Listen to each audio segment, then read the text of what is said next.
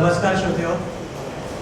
मी doctor Ashutosh प्रधान कार्यवाह चांद्रसैनिक कायस्थ प्रभू मंडळ वेलेपार्ले आपले सहर्ष स्वागत करते आणि आपण कार्यक्रमाला सुरुवात करूया. मी आपल्या मंडळाच्या अध्यक्ष स्मिता प्रधान आज आपल्यात उपस्थित नाही आहेत, पण त्यांच्या वतीने उपाध्यक्ष सुवर्णा गुप्तेताई उपलब्ध आहेत, तर त्यांना मी विनंती करतो की त्यांनी सर्व उपस्थितांचे स्वागत करावं. नमस्ते मंडळी, मी सुवर्णा गुप्ते उपाध्यक्ष. आज कोजागिरी पौर्णिमेच्या निमित्ताने आपण सर्वजण आलात त्याबद्दल मी तुमचे सर्वांचे स्वागत करते. खरं तर ना, करोनाचा काळ, त्याच्यानंतर आमच्या इलेक्शन्स हे ते या गडबडीमुळे तुम्हाला सर्वांना एकत्र बोलावून काही कार्यक्रम करता आला नाही. सॉरी, पण आता काय, त्यातल्या त्यात हा कार्यक्रम आम्ही जमवून आणलेला आहे, तर त्याचा तुम्ही हे घ्या, एन्जॉय घ्या.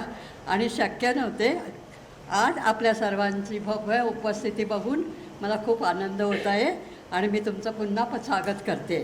तुम्हाला सर्वांना कोजागिरी पौर्णिमेच्या सदिच्छा आणि तुम्ही पुढला कार्यक्रम एन्जॉय करा. नमस्ते.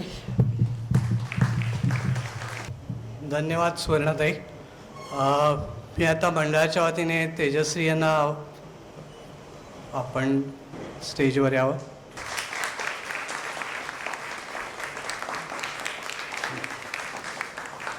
तसंच बसून घ्यावं. धनश्री प्रधान मी यांना विनंती करतो की त्यांनी स्टेजवर यावं.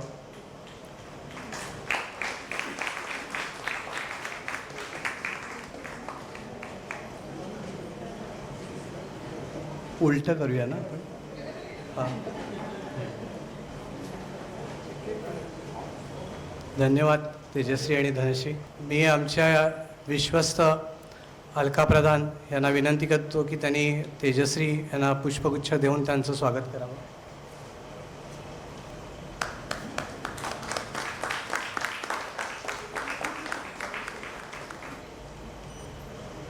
धन्यवाद अलकाताई. मी सुधाताईंना विनंती करेन की त्यांनी पुष्पगुच्छ देऊन धनश्रीचं स्वागत करावं.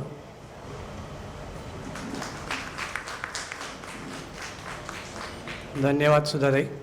आपले मुख्य प्रायोजक आहेत श्रीकांत बाबूराव हर्चेकर ज्वेलर्स, आणि त्यांच्यातर्फे मी सौ मनीषा आणि श्री केदार हर्चेकर यांना विनंती करतो की त्यांनी स्टेजवर येऊन पुष्पगुच्छ स्वीकारावा.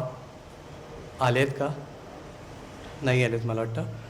तर आपले सहप्रायोजक जे आहेत प्रभुमन मसाले वाटे यांना मी विनंती करतो की त्यांनी पुढे स्टेजवर येऊन पुष्पगुच्छ स्वीकारावा. प्रभुमन.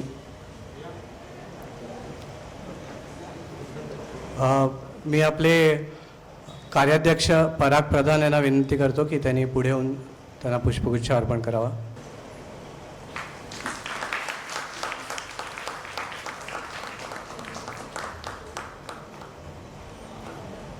धन्यवाद पराग. धन्यवाद. मी आपले सहप्रायोजक प्रभुमन मसाले वाटे यांच्यातर्फे आलेल्या सौ ममता प्रणय रणदिवे यांना विनंती करतो की त्यांनी तेजश्रीला गिफ्ट हॅम्पर देऊन तिचा सन्मान करावा.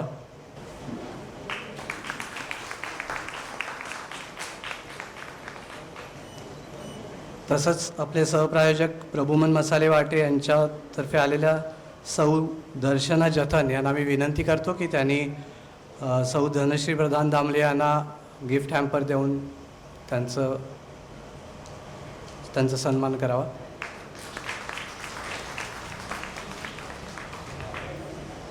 धन्यवाद सौ ममता आणि सौ दर्शना. तर आपण आता, मी तुमचा जास्त वेळ घेत नाही श्रोते हो, आणि आपण कार्यक्रमाला सुरुवात करूया. मी पुढची जी सूत्र आहेत ती आपले संवादक जे आहेत सौ धनश्री प्रधान दामले यांच्याकडे सोपवते आणि आपण कार्यक्रमाला सुरुवात करूया. नमस्कार, मी धनश्री प्रधान दामले तुम्हा सगळ्यांचं स्वागत करते. आणि सगळ्यात आधी कोजागिरीच्या तुम्हाला सगळ्यांना शुभेच्छा. कोजागिरीला एकतर चंद्राची शीतलता, त्यामध्ये मसाले दुधाचा बेत, हे सगळं असताना सौंदर्यसुद्धा असं फार झळाळून येत असतं, जे सौंदर्य आपल्या शेजारी इथे समोर बसलेलं आहे. तर एकदा तेजस्वीसाठी जोरदार टाळ्या. म्हणजे सिरियलमधनं, त्याच्या शूटिंगमधनं वेळ काढून खास आपल्या लोकांशी बोलण्यासाठी, गप्पा मांडण्यासाठी ती आज आलेली आहे. आणि हा कार्यक्रम हा खूप इन्फॉर्मल आहे तेजश्री, कारण आपल्या छान आहे, कुटुंबातल्या तसंच हवं. व्यक्तींशी तू संवाद साधणार आहेस. कोजागिरीच्या या कार्यक्रमाची सुरुवात करताना ना मला या कवितेची आठवण होते. आणि तेजश्रीच्या बाबतीत म्हणजे ही कविता वाचताना थोडीशी तेजश्री तुमच्या डोळ्यासमोर आठवा. मला वाटतं ती तशीच आहे. तिला संपूर्ण अभ्यासून घेताना मला वाटलं की ही कविता तेजश्रीसाठी अगदी परफेक्ट जाऊ शकते. सायंकाळी क्षितिजावरती मंदपणे मी करते लुकलुक. सायंकाळी क्षितिजावरती मंदपणे मी करते लुकलुक. शांत राहुनी आपुल्या जागी भवतालाचे बघते कौतुक. अफाटवरती गगन पसरले विशाल खाली पसरे धरती. मी सृष्टीची सुता लाडकी चमकते क्षितिजावरती चमकते क्षितिजावरती. थँक्यू. तू तशीच आहेस नाही का? म्हणजे आज कदाचित तुमच्यापैकी बऱ्याच जणांना असं वाटत असेल की या मुलाखतीच्या माध्यमातून आपण तेजश्रीच्या अभिनय कारकिर्दीबद्दल जाणून घेऊ, तेजश्रीच्या मालिकांबद्दल चित्रपटांबद्दल जाणून घेऊ. पण मला तेजश्री एक व्यक्तिमत्व म्हणून कशी आहे ना हे जाणून घ्यायचं आहे. कारण आजपर्यंत तिच्या असंख्य मुलाखतीमधनं सुप्रसिद्ध अभिनेत्री तेजश्री प्रधान आपल्याला उलगडलेली आहे. पण आता सिकेप्यांची अस्सल तेजश्री प्रधान कशी आहे ते मला जाणून घ्यायचं आहे. या मताशी सगळेजण सहमत आहात का? आणि फक्त सिकेप्यांशीच नाही तर संपूर्ण महाराष्ट्रासाठी आपली मुलगी असावी तर अशी तेजश्री प्रधान कशी आहे हे मला जाणून घ्यायचं. राजकुमारीची कथा होती बघ, लहानपणी वाचनात आली असेल की ती एका आरशासमोर जाऊन उभी राहते आणि ती म्हणते की आता मला माझं खरं रूप दाखव. मी जगासाठी राजकुमारी आहे, मी एक सौंदर्यवती आहे, माझ्याकडनं लोकांच्या बऱ्याच अपेक्षा आहेत. ते सगळं सगळं बाजूला ठेव. तुझ्यातली जान्हवी बाजूला काढ, तुझ्यातली शुभ्रा बाजूला काढ, तन्वी बाजूला काढ, आत्ताच्या मालिकेतली तू तो लेअर बाजूला काढ. आणि तेजश्री म्हणून जर तुला त्या आरशातलं खरं रूप पाहायचं असेल तर कशी असशील तू? तुमच्यातलीच एक. कारण माझ्या भूमिका ज्या आहेत आत्तापर्यंत गेलेल्या त्यातही मला असं वाटतं की कुठेतरी तेजश्री हरवणार नाही ना या भूमिका करताना, अशा चूज केल्या गेल्या. त्यामुळे त्या भूमिकांमधलं सगळं बाजूला काढलं तर थोडीशी तेजश्री बाजूला होईल. कारण मला वाटतं काम करताना आमचा माणूस म्हणून कुठला तरी एक अंश किंवा आमचा सोल त्या भूमिकेत उतरत असतो. आणि आपण जसे असतो त्या पद्धतीने, म्हणजे जे आपण प्रत्येक वेळी आम्ही म्हणतो की अरे एकच रोल हा प्रत्येक कलाकार फार वेगवेगळ्या पद्धतीने करेल. सो ती जी वेगळी पद्धत असते ना ती मला वाटतं त्या मेकअपच्या मागची तुमची विचारधारणा असते किंवा तुमची थॉट प्रोसेस असते, तुम्ही कसं विचार करता त्यातून ती पात्रं उभारली जातात. आणि म्हणून ती पात्रं कदाचित फार वेगवेगळी माणसं वेगवेगळ्या पद्धतीने करतील असं वाटतं.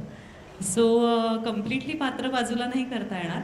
पण बाकी म्हणाल तर म्हणजे गर्ल नेक्स्ट डोअर मला कामाव्यतिरिक्त घरात असायला आवडतं, माझ्या आईवडिलांबरोबर वेळ घालवायला आवडतो. माझे शाळेतले मित्रमैत्रिणी आहेत जे आजही मला फ्रेंड्स म्हटल्यानंतर तेच आठवतात. त्यामुळे ती जी काय पूर्वीपासूनची धरलेली माणसं आहेत ती आहेत माझ्याबरोबर, आजही आहेत. आणि त्याच्या व्यतिरिक्त माझं काम म्हणजे सकाळी शूटिंगला पोचल्यापासून पॅकअप म्हणेपर्यंतचं काम सोडलं तर बाकी वेळ मी रमत नाही फार या क्षेत्रात. म्हणजे धाडसी स्टेटमेंट आहे थोडंसं, पण हो मी कामाव्यतिरिक्त म्हणून कदाचित फार अवॉर्ड फंक्शन्समध्ये मी जनरली दिसत नाही.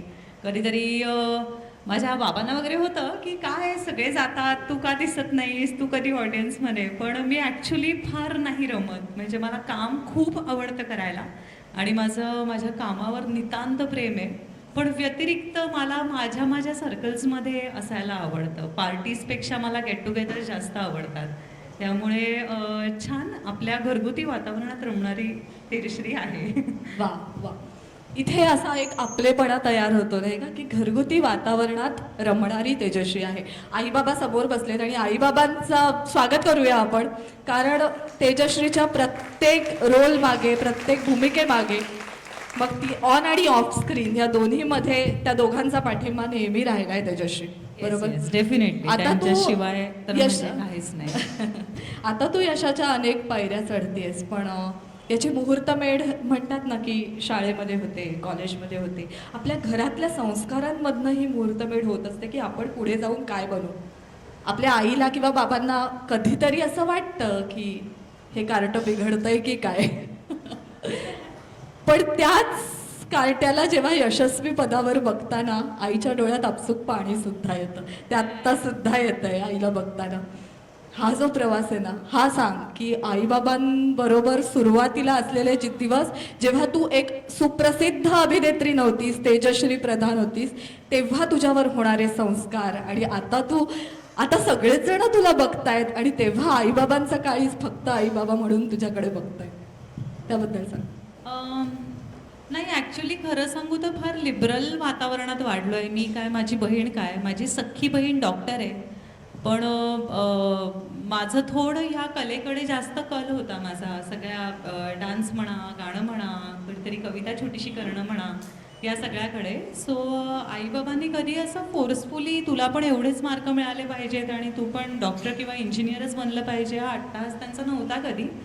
आणि इनफॅक्ट मला वाटतं तिचं पहिल्यापासून असं होतं की जे कुठलं क्षेत्र निवडाल ना, त्या क्षेत्रात तुमची हुशारी दिसू दे. सो पहिल्या 3 नंबरामध्ये फक्त डॉक्टर किंवा इंजिनिअरिंग होण्यासाठी नका येऊ.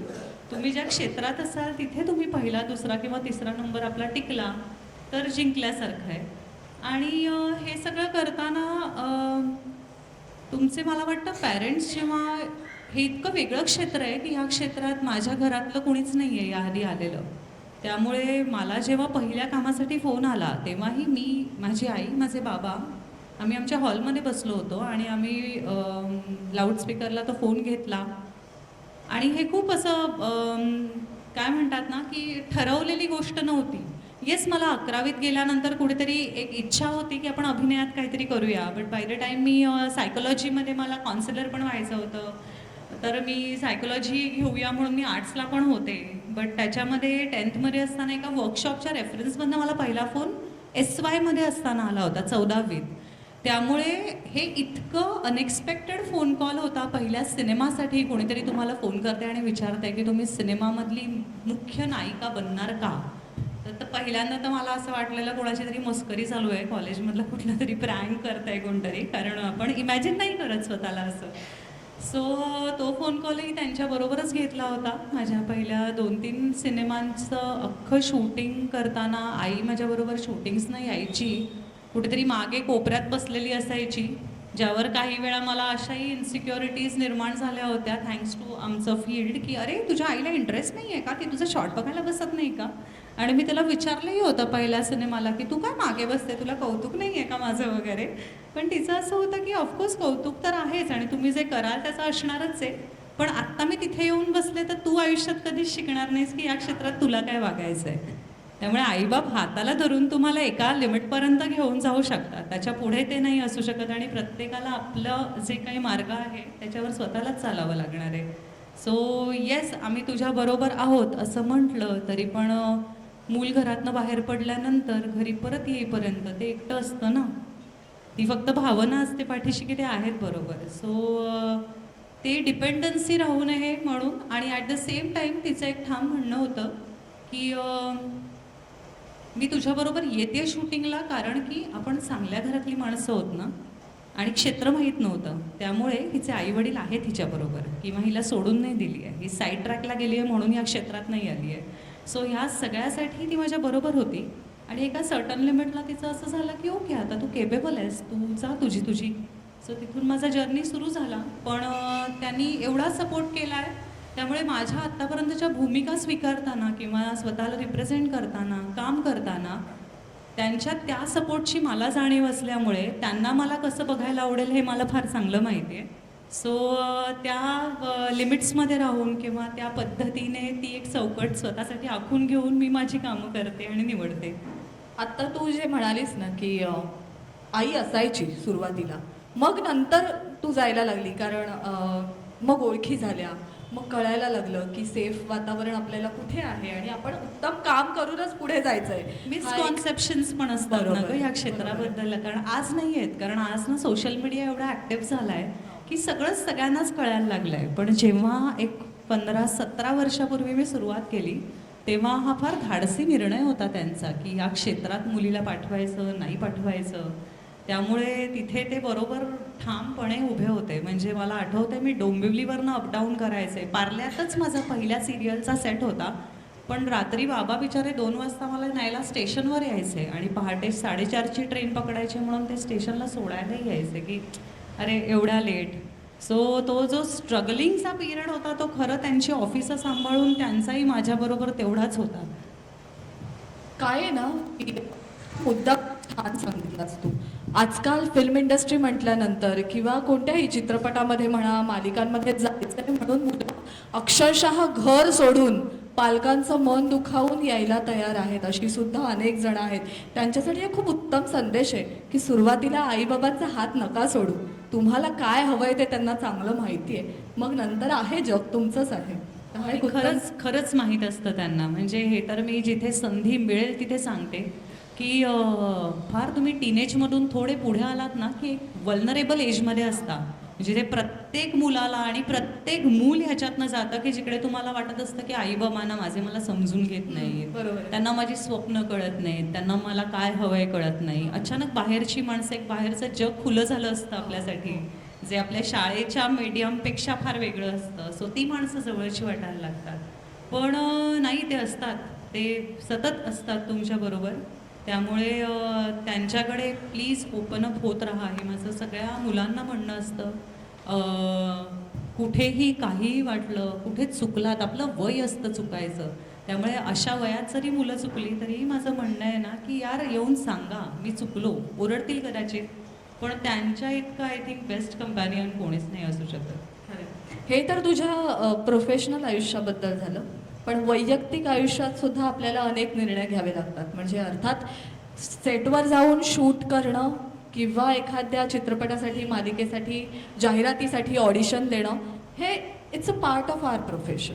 पण त्या व्यतिरिक्त प्रत्येक व्यक्तीचं एक वैयक्तिक आयुष्य असतं आणि त्या वैयक्तिक आयुष्यामध्ये तिला एखादी अशी व्यक्ती हवी असते. मग ती कोणत्याही रूपात असेल, मैत्रिणीच्या रूपात असेल, मित्राच्या रूपात असेल, आईबाबांच्या रूपात असेल, बहीण भावांच्या रूपात असेल, की त्या व्यक्तीकडे जाऊन आपलं काय मत आहे ते मांडणं आणि त्या व्यक्तीचा सल्ला घेणं आणि तशीच पावलं उचलणं. अशी व्यक्ती तुझ्या आयुष्यात? अशा व्यक्ती तर वारंवार आल्यात आणि मला असं वाटतं ना की देव फार प्रोटेक्ट करत असतो. तुम्ही त्यावर श्रद्धा ठेवलीत ना. कारण मी जर का मागे वळून आता तुम्हाला विचारतेस तर मला असा एक मागचा 10-15 वर्षाचा काळ आठवला ना, तर अशी कित्येक माणसं आहेत जी आज समोर आली तर येस आम्ही डेफिनेटली एकमेकांसाठी आहोत, किंवा रात्री 2 वाजता फोन केला तरी आम्ही एकमेकांसाठी धावत जाऊ. पण ना तरीही मला वाटतं की तुमच्या ना त्या पिरियडमधल्या त्या गरजेला देव पाठवत असतो माणसं.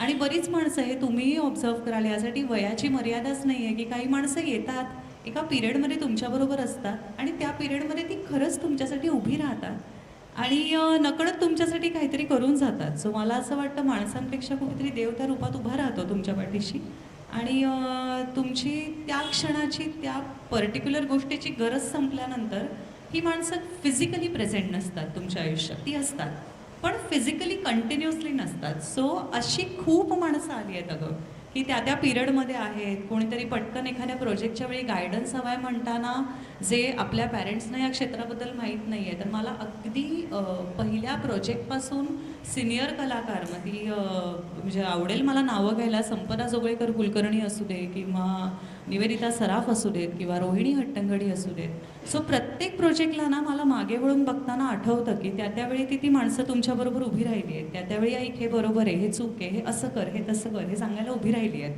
पण म्हणून आज आम्ही एकमेकांशी रोज बोलतोय असं नाही, पण ती असतात. आता ही ती जी नावं घेतलीस हे तर दिग्गज कलाकार आहेत. तर त्यांच्याकडनं या इंडस्ट्रीत किंवा या व्यतिरिक्त तुझ्या वैयक्तिक आयुष्यातले अनेक सल्ले तू घेतले असे. अनेकदा असं होतं ना की आपण आपल्या वयापेक्षा किंवा अनुभवापेक्षा लहान व्यक्तीकडनं पण बरंच काही शिकून जातो. प्रत्येकाकडनं लहान असं होतं व्यक्तीही बऱ्याच वेळा. तुम्हाला खूप शिकवतात. इनफॅक्ट मला आत्ता तर म्हणजे आता मी नवीन सिरियल सुरू केली आहे, त्या सिरियलमध्ये माझ्यापेक्षा खूप लहान मुलं आहेत माझ्याबरोबर जी मला ताई ताई म्हणतात. जर कोणी प्रेमाची गोष्ट पाहिली असेल तर आत्ता एक प्रतीक नावाचं कॅरेक्टर आलं होतं ज्याच्याशी मुक्ताचं लग्न ठरलं होतं. त्याचं शूटिंगचा शेवटचा दिवशी तो आला माझ्याकडे आणि मला म्हणाला की ताई तुझ्याबरोबर एक फोटो काढू का. आणि मला असं झालं बापरे मी कुठल्या जनरेशनमध्ये आले आहे. पण या आमच्या सिरियलमध्ये खूप अशी लहान मुलं आहेत, 8-10 वर्षांनी लहान असलेली यूथ आहे. त्यामुळे खरं सांगू तर ही खूप मस्त जनरेशन आहे अगं. म्हणजे बेधडक जनरेशन आहे. त्यांच्या मनात येतं ते करतात आणि they are ready to take the responsibility. जे त्यांचं म्हणणं आहे जे ते वागतात. त्यामुळे मला वाटतं ते अप्रोचेस आणि पूर्वी 10 वर्ष असायची, आपण म्हणायचो 10 वर्षांनी जनरेशन बदलते, हल्ली 6 वर्षात बदलते. सो हा 6 वर्षानंतरची येणारी तफावतही जाणवते. कधीतरी भीती वाटते त्यांच्या या स्पीडची, पण तरीसुद्धा त्यांच्याकडून पण खूप गोष्टी शिकण्यासारख्या असतात. तू इतकं छान बोलतेस ना, तेजश्री ही एक उत्तम अभिनेत्री आहेच, पण त्याबरोबर एक उत्तम संवादिका आहे की जी मोटिवेशनल स्पीकर किंवा इन्स्पिरेशनल स्पीकर म्हणून खूप प्रसिद्ध आहे. टेडेक्समध्ये सुद्धा तिचं भाषण स्पीच झालेलं आहे आणि टेडेक्समध्ये आलेल्या अनेकांना तिने मोटिवेट केलेलं आहे. म्हणजे टेडेक्स हे एक उदाहरण दिलं मी तुला, पण अशा व्यतिरिक्त खूप छान बोलते. एखादा विषय सकारात्मकता यावर तेजश्री खूप सुंदर बोलते. आणि आता आजकाल ना रील्सचा जमाना आहे किंवा आजकाल इंस्टाग्राम, यूट्यूब आणि फेसबुकचा जमाना आहे. या सगळ्या काळामध्ये सुद्धा तेजस्वीनी स्वतःचे रूट्स बदललेले नाही आहेत. तू मूळ तसंच ठेवलेलं आहेस आणि आपल्याला सकारात्मकता कुठून कुठून मिळते यावर खूप छान बोलतेस तू.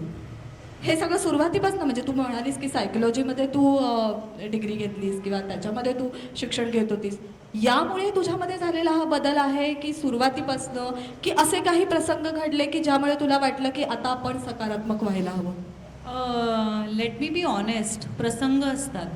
मला वाटतं तुम्ही जे काही बोलता म्हणजे ओके मी सुरुवातीलाच सांगते तुला. जनरली मला माझ्या संवादामध्ये असं सांगायला आवडतं की जेव्हा 4 लोकांमध्ये बसाल तेव्हा ऐकायला शिका. कारण तुम्ही बोलता तेव्हा तुम्हाला माहीत असलेलंच ज्ञान तुम्ही बोलता, पण तुम्ही जेव्हा ऐकता तेव्हा तुम्ही काहीतरी गेन करता, तुम्हाला काहीतरी नवीन मिळतं. सो आज मी तुझ्याशी बोलताना मला माहीत नसलेलं किंवा मला काही वेगळं माझी पातळी नाही वाढत आहे, पण मी तुला ऐकते तेव्हा मला ते छान वाटतं. सो मला ऐकायला आवडतं.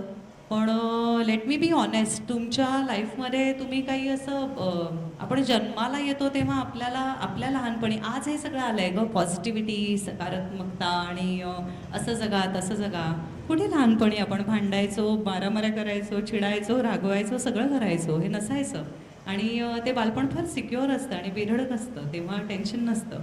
पण मला वाटतं या सगळ्या गोष्टी आहेत ना तुमच्या आयुष्यातल्या अनुभवातनं डेव्हलप होत जातात. आणि येस, आई वडील तुमच्या बरोबर असले तरी पण जसं मी म्हणाले की बाहेरच्या जगात गेल्यानंतर तुमचे प्रॉब्लेम्स, तुमच्या आयुष्यात येणाऱ्या सिच्युएशन्स, या सगळ्या फेस करताना ना एका पॉईंटला लक्षात येतं की अरे, लहान मूल पडल्यानंतर अरे बाळा लागलं का, असं आईबाबा म्हणू शकतात, ते हळहळ व्यक्त करू शकतात, पण ती जखम जी आहे आणि त्याचा त्रास जो आहे तो त्या लहान मुलाला जाणवतो, तो नाही ते शेअर करू शकत. सो ते जेव्हा तुमच्या आयुष्यात येतं तेव्हा मला वाटतं सकारात्मकता ही तुमच्या अनुभवातनं येते आणि जे काही बोललं जातं ते अनुभवी शब्द येतात. आणि फक्त आता ते कशा पद्धतीने बोलायचे हे आपण ठरवतो. आणि येस, माझ्या आयुष्यातल्या सगळ्या सिच्युएशन्समधून मी हे नक्की ठरवलं की मला माझ्या स्वतःसाठी आणि माझ्या तोंडून निघणारे शब्द हे सकारात्मकच काढायचे. सो मी शक्यतो बोलताना म्हणजे सोपी गोष्ट तुम्हाला सांगते की मला ही गोष्ट नाही आवडत असं नाही म्हणत मी माझ्यामध्ये केलेला बदल असा आहे ना की मला हे आवडतं. सो हा नाही शब्द आहे ना, हा जेवढा आपण कमी करू आपल्या आयुष्यातून ना तेवढा जास्त छान आहे. की मला कुठली भाजी नाही आवडतपेक्षा मला काय आवडतं हे सांगायला मला जास्त आवडतं. कुठल्या पद्धतीच्या सिनेमे मला बघायला आवडतात याबद्दल.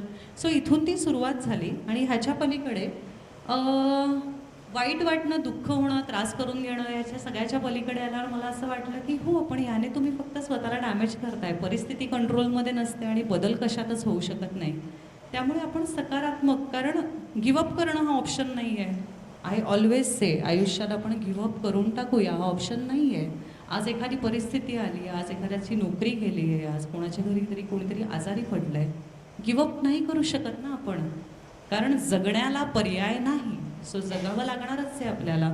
आणि हे जेव्हा स्वतःला लक्षात आलं तेव्हा मला असं लक्षात आलं की ओके, मग जर जगायला पर्यायच नाही आहे तर मुळात परिस्थिती आजूबाजूची निगेटिव्ह असणारच आहे, ती कंट्रोलमध्ये नाही आणता येणार ना. मग आपण हे कंट्रोलमध्ये आणून याला पॉझिटिव्ह बनवूया ना.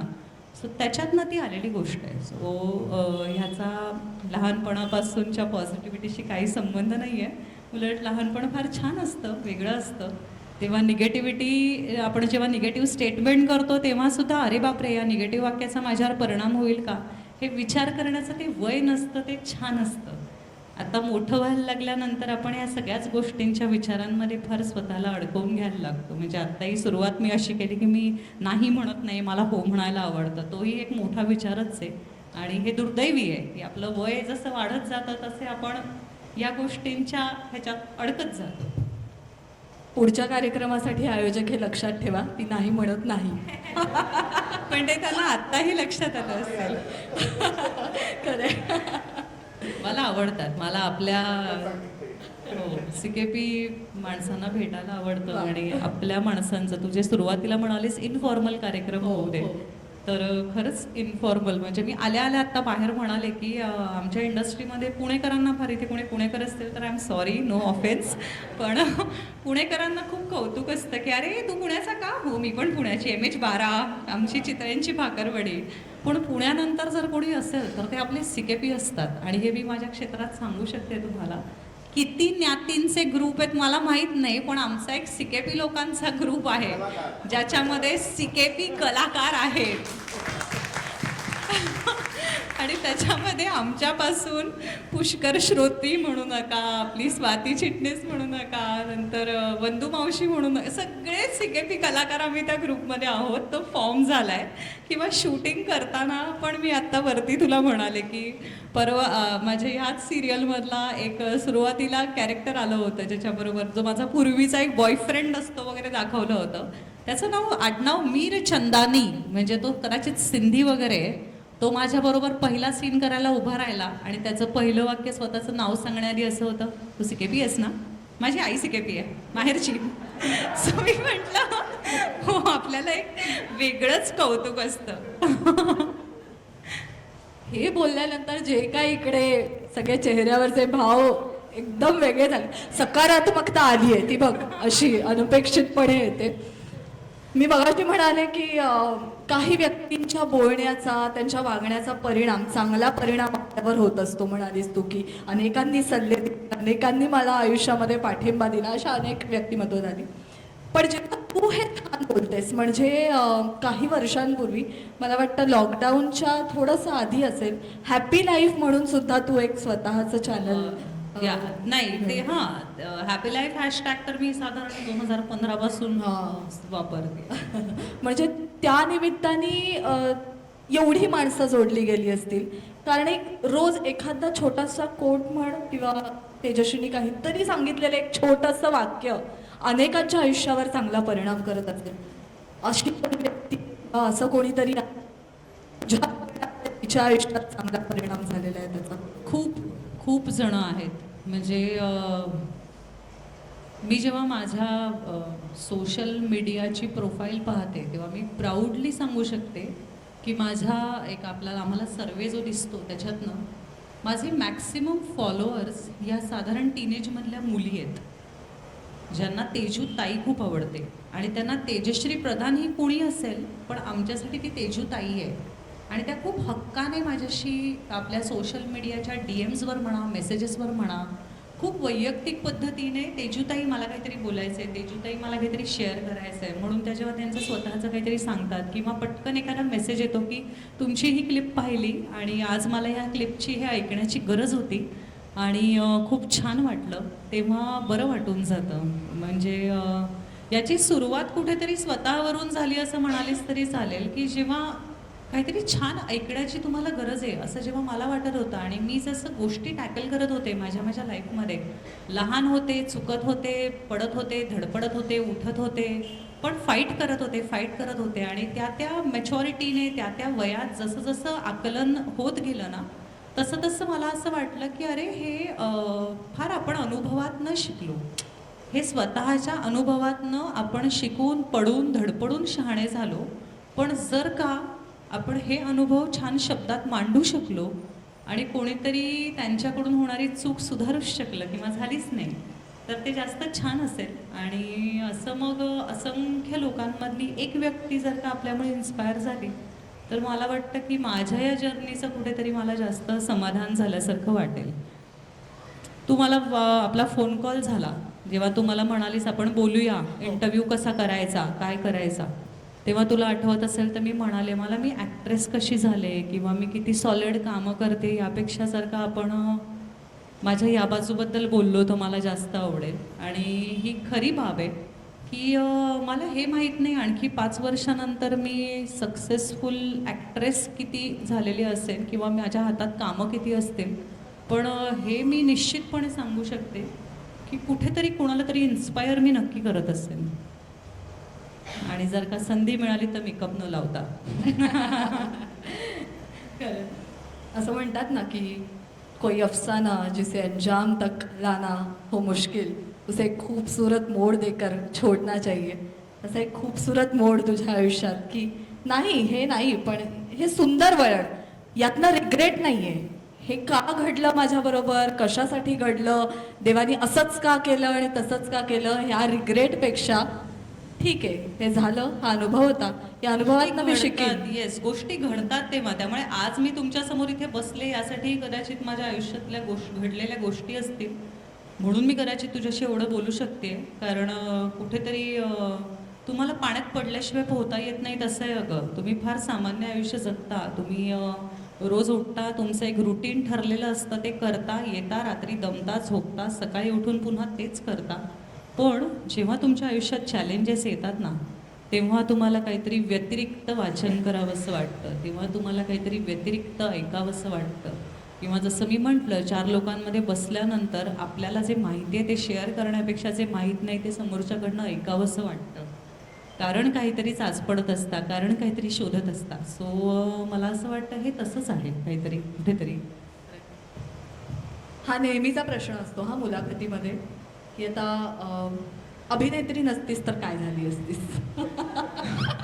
मोटिवेशनल स्पीकर आजही व्हायला आवडेल आणि अभिनेत्री वगळून मला 100% इथे व्हायला आवडेल.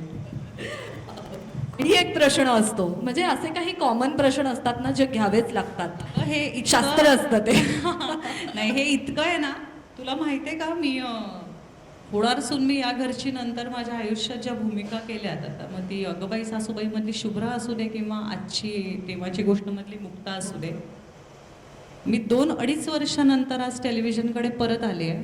पण याच्या मागे मला लगेच नवीन प्रोजेक्ट करायला आवडत नाही हा एक भाग झालाच, किंवा कुठेतरी सिनेमे करूया, काहीतरी छान नाटकाची स्क्रिप्ट वाचूया, नाटक करूया, हा एक भाग झाला. पण व्यतिरिक्त आत्ता एक ट्रेंड आला आहे जिथे फार सहनशील, म्हणजे नो ऑफेन्स कुणाही बद्दल काहीच नाही याच्यात, हा फार वैयक्तिक लेवलचा माझा भाग आहे. पण मालिका येतात, त्या सतत येतात आणि मग मालिकेची गोष्ट ऐकल्यानंतर कळतं की नाही, तिच्यावर ही येऊन अत्याचार करणार आहे, तिच्यावर ती येऊन अत्याचार करणार आहे आणि ही सहन करणार आहे, ही फक्त ऐकत राहणार आहे. अशा भूमिका ऐकल्यानंतर माझं धाडस नाही होतं गं ती भूमिका घेण्याचं. कारण मला असं वाटतं ना की कलाकार म्हणून कुठेतरी एक सामाजिक बांधिलकी असते तुमच्यावर. तुम्हाला कोणीतरी रोल मॉडेल म्हणत असतं.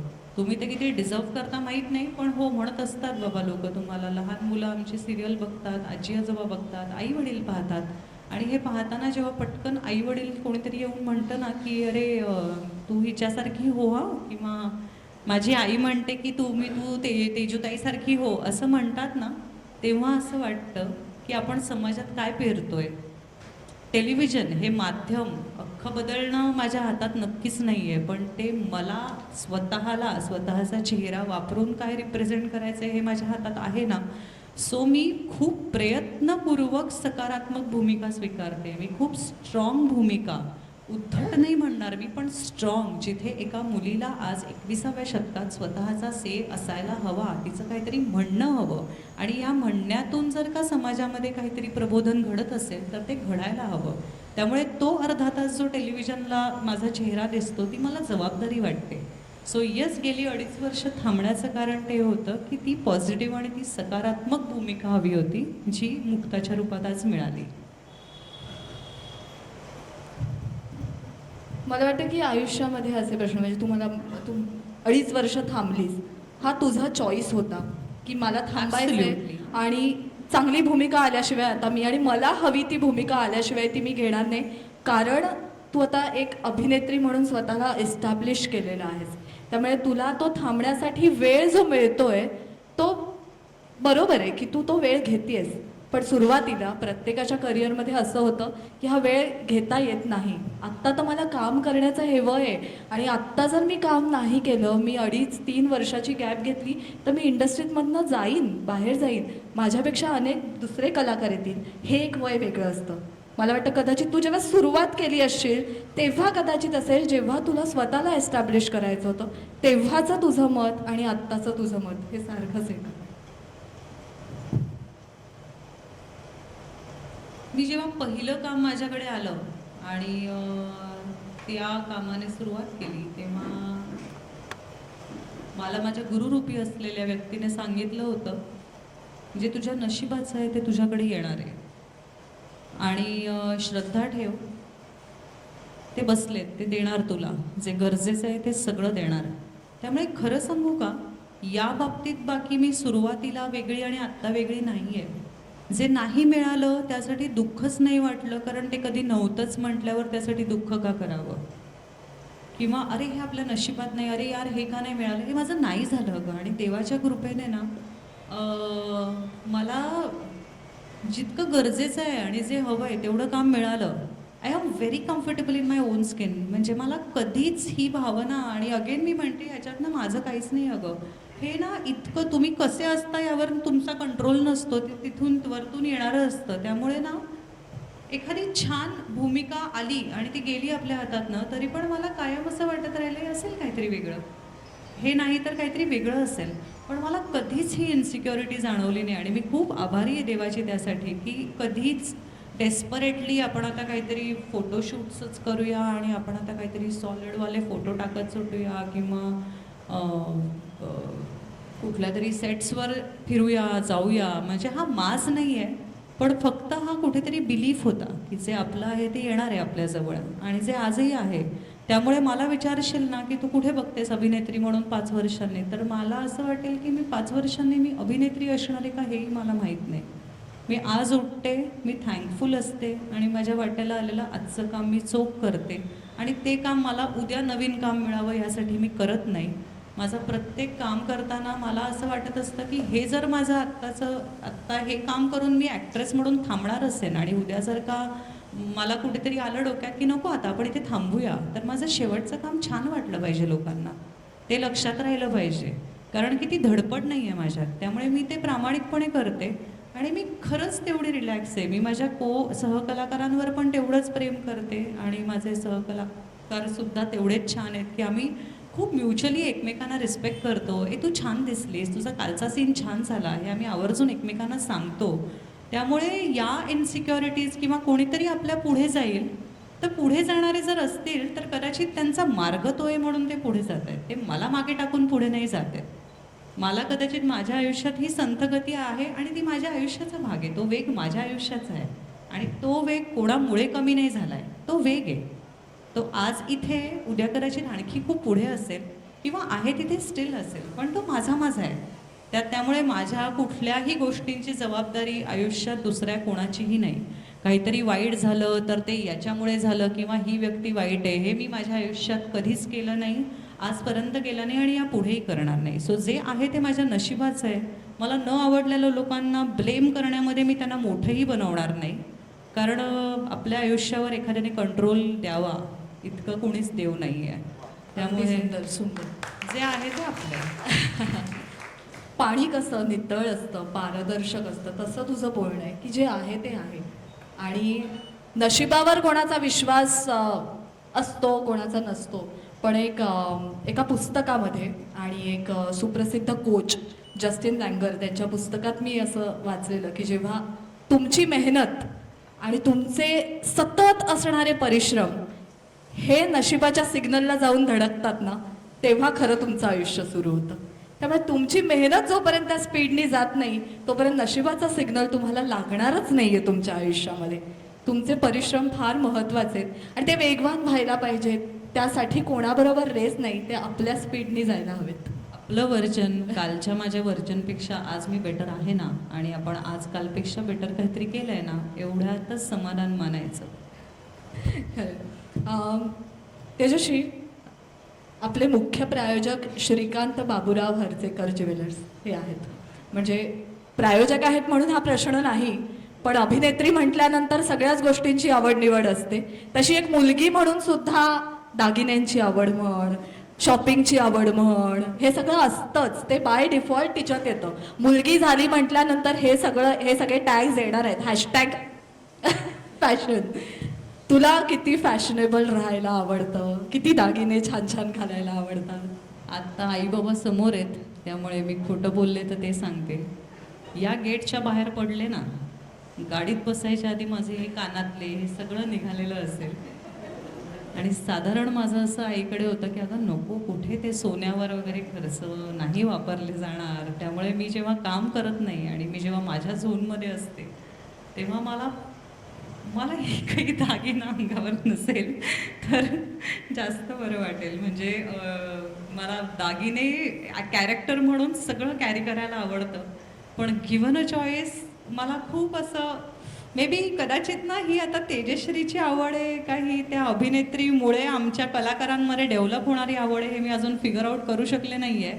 कारण 12-12 तास त्या मेकअपची आणि त्या दागिन्यांची आणि सगळ्याची एवढी सवय झाली असते की सुट्टीच्या दिवशी माझ्या चेहऱ्यावर मी पावडर लावून बाहेर पडते का हे मला माहीत नाही आहे. मी तशीच असते. असं होतं का म्हणजे बऱ्याच वेळेला अय्या तेजस्वी प्रधान तुम्हाला ओळखलंच नाही कारण तुम्ही अगं, आज ट्रेनमध्ये झालं, जेव्हा मी मास्क लावला होता, अत्यंत सामान्य कपडे घातले होते कारण ट्रॅफिक वाढलंय. त्यामुळे मला आईबाबांना घेऊन आमचा आज एक कार्यक्रम होता डोंबिवलीत, फॅमिलीचा गेट टुगेदर होतं, आणि ते करून इथली वेळ सांभाळायची म्हणून धावत पडत निघायला आम्ही ट्रेन पकडली.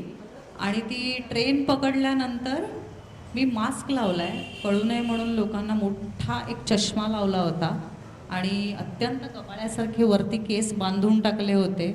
आणि एक 10-12 वर्षापूर्वी माझ्या बहिणीने दिलेला एक टी शर्ट कुर्ता मी तो घातला होता, एक साधी जीन्स. आणि मी आईशी बोलत उभी होते पाठमोरी, आणि माझ्या मागून एका मुलीने तेजूताई असं म्हटलं, आणि ज्यावर मी तिच्याकडे वळले आणि मी म्हटलं तरी ओळखलंच मला, असं मी तिला म्हणाले. त्यामुळे मला असं ते छान नॉर्मल साधं जगूया, नाही ओळखत आहेत लोक, किंवा नो ऑफेन्स, रूढ काही नाही, पण मी एका फॅमिली अशाच गेट टुगेदरमध्ये असताना नाही हो मी ती नाही, तिच्यासारखी दिसते का मी असं विचार पण केलेलं. असं सतत हसत राहणं हे नॉर्मल आयुष्यामध्ये ना शक्य नसतं की सतत आपण हसरे आहोत, मनात काहीतरी वेगळं चालू आहे, पण आता आपण आहोत या इंडस्ट्रीमध्ये आहोत, लोक 4 आपल्याला ओळखतात, 4 काय 100,000 लोक ओळखतात आपल्याला. अशा वेळेला माझं जे काही दुःख आहे किंवा मला आजचा दिवस कसा तरी गेलाय माझा, आत्ता मला हसायचं नाहीये असं मनात असून सुद्धा नाही करतायत बऱ्याच वेळा. हो, पण नाही, आत्ता मी जे म्हणाले ना त्याच्याशी तू म्हणतेस ते परफेक्ट आहे, करेक्ट आहे, पण आत्ता मी जे म्हणाले ना त्याच्यामागे एवढाच भाव असतो की फॅमिली टाईम, त्याच्यात नको आता दुसरं काही, एवढाच भाग असतो. त्यामुळे तू म्हणतेस ते तर येस झालंच की शो मस्ट गो ऑन म्हटल्यावर आम्ही 24 तास लोकांसमोर लोकांसाठी असतोच, पण त्याच्यातनं जेव्हा एक वेळ काढून आपण आपल्या घरच्यांबरोबर असतो, आपल्या फॅमिलीबरोबर, शाळेतल्या फ्रेंड्सबरोबर असतो, तेव्हा असं वाटतं की आता ते सगळं एक बाहेरच्या जगातलं वलय बाहेर ठेवूया, दारातनं चप्पल काढतो तसं तेही बाहेर काढून ठेवूया आणि एक अत्यंत सामान्य आयुष्य जगण्यासाठी घरात येऊया. असं पटकन उत्तर दे की अजूनही मला पर्सनली आवडतं, हं तुझं वेगळं असू शकतं मत, स्ट्रीट साईड शॉपिंग की मग एखादे ब्रँडेड कपडे? अजिबात नाही, नो ब्रँड नथिंग, स्वस्त ते मस्त. बाबा जॉब करणाऱ्यांना ना पुढे जाऊन 30-40 वर्ष जॉब केल्यानंतर एक मुभा असते की त्यांना पुढे त्यांनी जे काही काम केलंय त्याबद्दल रिवॉर्ड म्हणून त्यांच्या शेवटच्या श्वासापर्यंत पैसे मिळतात. आपलं जोपर्यंत चाललंय तोपर्यंत कमवून घ्या आणि साठवून घ्या. आता असं बार्गेनिंग वगैरे करायला आवडतं का? खूप म्हणजे- आवडतं. नाही रे, 500चा तू 50ला खूप आवडतं, खूप आवडतं, पण कुठे करायला आवडतं तेही सांगते. मग भाजीवाल्यांकडे मी नाही करत बार्गेनिंग कधीच, बरोबर. कारण मला असं वाटतं yes we can afford that. कारण आपण मॉलमध्ये जातो तेव्हा पटकन आपल्याला कळतही नाही आणि 1000, 2000, 2500 पटकन खर्च होऊन जातो. पण त्यांच्यासाठी ना त्या 100 रुपयातले जेव्हा 10 रुपये आपण कमी करतो ना, ते 10 रुपये त्यांच्यासाठी फार गरजेचे अगदी योग्य आहे, असतात. अगदी बरोबर. आपल्या मुलींच्या तर कित्येक वेळा जीन्सच्या पाकिटामध्ये आपण जीन्स काढतो, धुवायला टाकतो, त्या धुतलेल्या वरती रॅकमध्ये जातात तेव्हा त्याच्यातल्या नोटा पण धुतल्या जातात. सो कधीतरी 10 आणि 50 आणि 100 रुपयाचं भान नसतं, पण त्यांच्यासाठी ना ते 10 रुपये हा आनंद असतो. त्यामुळे त्यांच्याकडून नाही करत मी बार्गेनिंग. पण मोठ्या शॉपमध्ये गेल्यानंतर डेफिनेटली क्या भैया इतना क्या है, नाही नाही प्लीज डिस्काउंट हो, ये नाही चलेगा, असं सगळं करते मी. आणि त्यातून त्यासाठी मी नॉन महाराष्ट्रीयन दुकानं शोधते, म्हणजे त्यांना कळायला नको अरे ऍक्ट्रेस आहे ना, असतील पैसे वगैरे. नाही, क्या भैया ऐसे क्या कर रहे हो आप वगैरे अशीच दुकानं शोधायची आणि तुटक्या फुटक्या हिंदीत जाऊन वगैरे बोलायचं त्यांच्याशी. आत्ता नसतील वाटतं कोणी दुकानवाले इथे. फावल्या वेळामध्ये तेजश्री तुला काय करायला आवडतं? म्हणजे अदर दॅन ॲक्टिंग, जेव्हा तू अत्यंत फ्री असतेस, अगदी योग्य भाषेत बोलायचं झालं तर रिकाम टेकडी असतेस, मला काहीच काम नाही आहे आत्ता, अशा वेळेला तेजश्री काय करते घरात? मला किंडलवर पुस्तकं वाचायला आवडतात. मला ऑडिबलवर, मी मराठी माध्यमात शिकलेली आहे त्यामुळे मला माझं इंग्लिश इम्प्रूव्ह करण्याकडे माझा खूप कल असतो आणि त्यासाठी मला इंग्रजी भाषेतली पुस्तकं वाचायला आवडतात. आणि वाचण्यापेक्षा मला ऑडिबलवरती ऐकायलाही आवडतात, किंवा सीन्समध्ये काही शब्द आले तर ते चुकू नयेत यासाठी मी गुगलवर किंवा आपल्या यूट्यूबला एक प्रत्येक शब्दाचा उच्चार आज यूट्यूबला अवेलेबल आहे, त्यामुळे मी तो 10 वेळा ऐकते. कारण की ॲक्टर म्हणून काम करताना माझ्यासाठी सगळ्यात पहिल्या नंबरवर काही येत असेल तर ती भाषा येते, त्याच्यानंतर माझी विचारसरणी येते, माझं थॉट प्रोसेस येते, जी इम्प्रूव्ह करण्यासाठी मी पुस्तकं खूप पूर्वी वाचायला सुरुवात केली आहे आणि मी वेगवेगळ्या भाषेतली वेगवेगळ्या पद्धतीची पुस्तकं सतत वाचते. आणि या सगळ्यानंतर सगळ्यात खाली मेकअप, दिसणं वगैरे असे सगळे गोष्टी येत असतात. सो मला वाचन आवडतं करायला. त्या व्यतिरिक्त मला वेबसिरीज बघायला आवडतात. कशा प्रकारचं वाचन आणि प्रकारच्या वेबसिरीज? सगळ्या प्रकारचं वाचन करायला आवडतं, वेगवेगळं वाचन करायला आवडतं. मला गोष्टी ऐकायला आवडतात. मला खूप मोठ्या लोकांनी आज वेगवेगळ्या ॲप्सवर स्वतःच्या आवाजामध्ये गोष्टी सांगितल्यात. सो त्यांची एक व्यक्त होण्याची पद्धत त्या गोष्टींमधून कळते, ती पद्धत शिकायला आवडते. सो असे थोडे जरा बोरिंग आयुष्य. मला वाटतं हे बोरिंग नाही आहे, हे आपण स्वतःला घडवतो याच्यातनं. अजून म्हणजे आपण दोघी अगदी सेम वयाच्या आहोत, वय नाही सांगणार आम्ही तुम्हाला, पण आम्ही सेम. पण आम्ही 10वीला एकाच वर्षी होतो हे आम्हाला वरती कळलंय. 2004 ची बॅच. बरं, आमचं नाव पण साधारण सिमिलरच आहे. शिंदे. पण अजून 30-40 वर्षांनी आपल्याला ह्याची जाणीव होईल की आपण जे करतोय ना आत्ता, वाचन म्हण किंवा आत्ता हा फावला वेळ म्हणून आपण असाच घालवत नाही आहोत, किंवा प्रत्येक जनरेशनमध्ये असताना थोडासा आराम करा, जाऊ दे पुढचं पुढे बघू, असं न करता काहीतरी ते वाचन कुठेतरी उपयोगी होणार आहे आपल्याला. नाही, देर आर डेज जेव्हा मी सुट्टी घेते आणि मी 3 दिवसासाठी कुठेतरी अज्ञात स्थळी जाते, आणि स्पेशली मी अशी नॉर्थ साईड किंवा कुठेतरी मला कुठे तुला साधारण असं गर्दी असलेल्या रिसॉर्टमध्ये जायला आवडतं? नाही. की शांत ठिकाणी तू एकटीच आहेस आणि एकदम मी तुझा वेळ रिसॉर्टमध्ये तुला गेल्यानंतर मला त्या खोलीतनं बाहेर पडायलाच आवडत नाही जर बाहेर गर्दी असेल तर. आणि व्यतिरिक्त मला माझ्या कुठल्या तरी एखाद्या मैत्रिणीला घेऊन आत्ताच मी रिसेंटली श्रीनगरला गेले होते आणि आम्ही खूप बॅकपॅक ट्रिप केली होती की 3 सिनेमे सलग केलेत आणि आता ब्रेकची गरज आहे. आणि त्या बिचारीने माझ्यासाठी सगळी तयारी केली. 23 तारखेला मला आठवते मी शूटिंग संपवलं आणि मुंबईमध्ये पोहोचले रात्री 12ला. शूटिंग संपवून 12:30ला घरी आले आणि 3:30 वाजता मी माझी बॅग भरून एअरपोर्टला होते. आणि तिकडून, कारण तो दिवस वाया जाऊ नये आणि आपला वेळ वाया जाऊ नये यासाठी आम्ही 4:30चं का 4:45चं फ्लाईट पकडलं आणि आम्ही श्रीनगरला गेलो. आणि श्रीनगरला आम्ही वाटेल तिथे फिरत होतो. अर्थात माझे 1-2 मित्र आहेत जे LOCला आहेत, त्यामुळे मी हे आता मुद्दाम नमूद करते कारण खूप गोष्टी तिथे घडतात, नाही घडतात. सो मी फक्त त्या एका मित्राला विचारलं होतं की बाबा कितपत सेफ आहे, 2च मुली येतोय आम्ही, काय येतोय. त्यामुळे त्याने मला गाईड केलं होतं की बाबा या एरियांमध्ये जा, हे सेफ आहेत, इथे जा आणि प्रत्येक वेळी आम्हाला अपडेट करत राहा, कारण प्रत्येक चेकपोस्टवर ही इज मेजर आत्ता. त्यामुळे त्याने मला सांगितलं प्रत्येक चेकपोस्टवर मला माहीत असू दे तुम्ही कुठे आहात, काय आहात. सो येस, प्रिकॉशन घेऊन आणि अत्यंत तुमचं सत्सद्विवेक बुद्धी जागृत ठेवून फिरतो आम्ही. पण मला फिरायला आवडतं आणि मी फिरायला जाते तेव्हा मी वाचन करत नाही. मी इथे असताना जे करते त्यातलं मी काहीच करत नाही. त्यामुळे आम्ही एक गाडी बुक केली होती जिथे आम्हाला एखादं छान लँडस्केप दिसलं, एखादं छान डोंगर दिसलं तर थांबा थांबा थांबा आम्ही उतरतो, मग आपण ते चढूया, मग आपण जाऊया.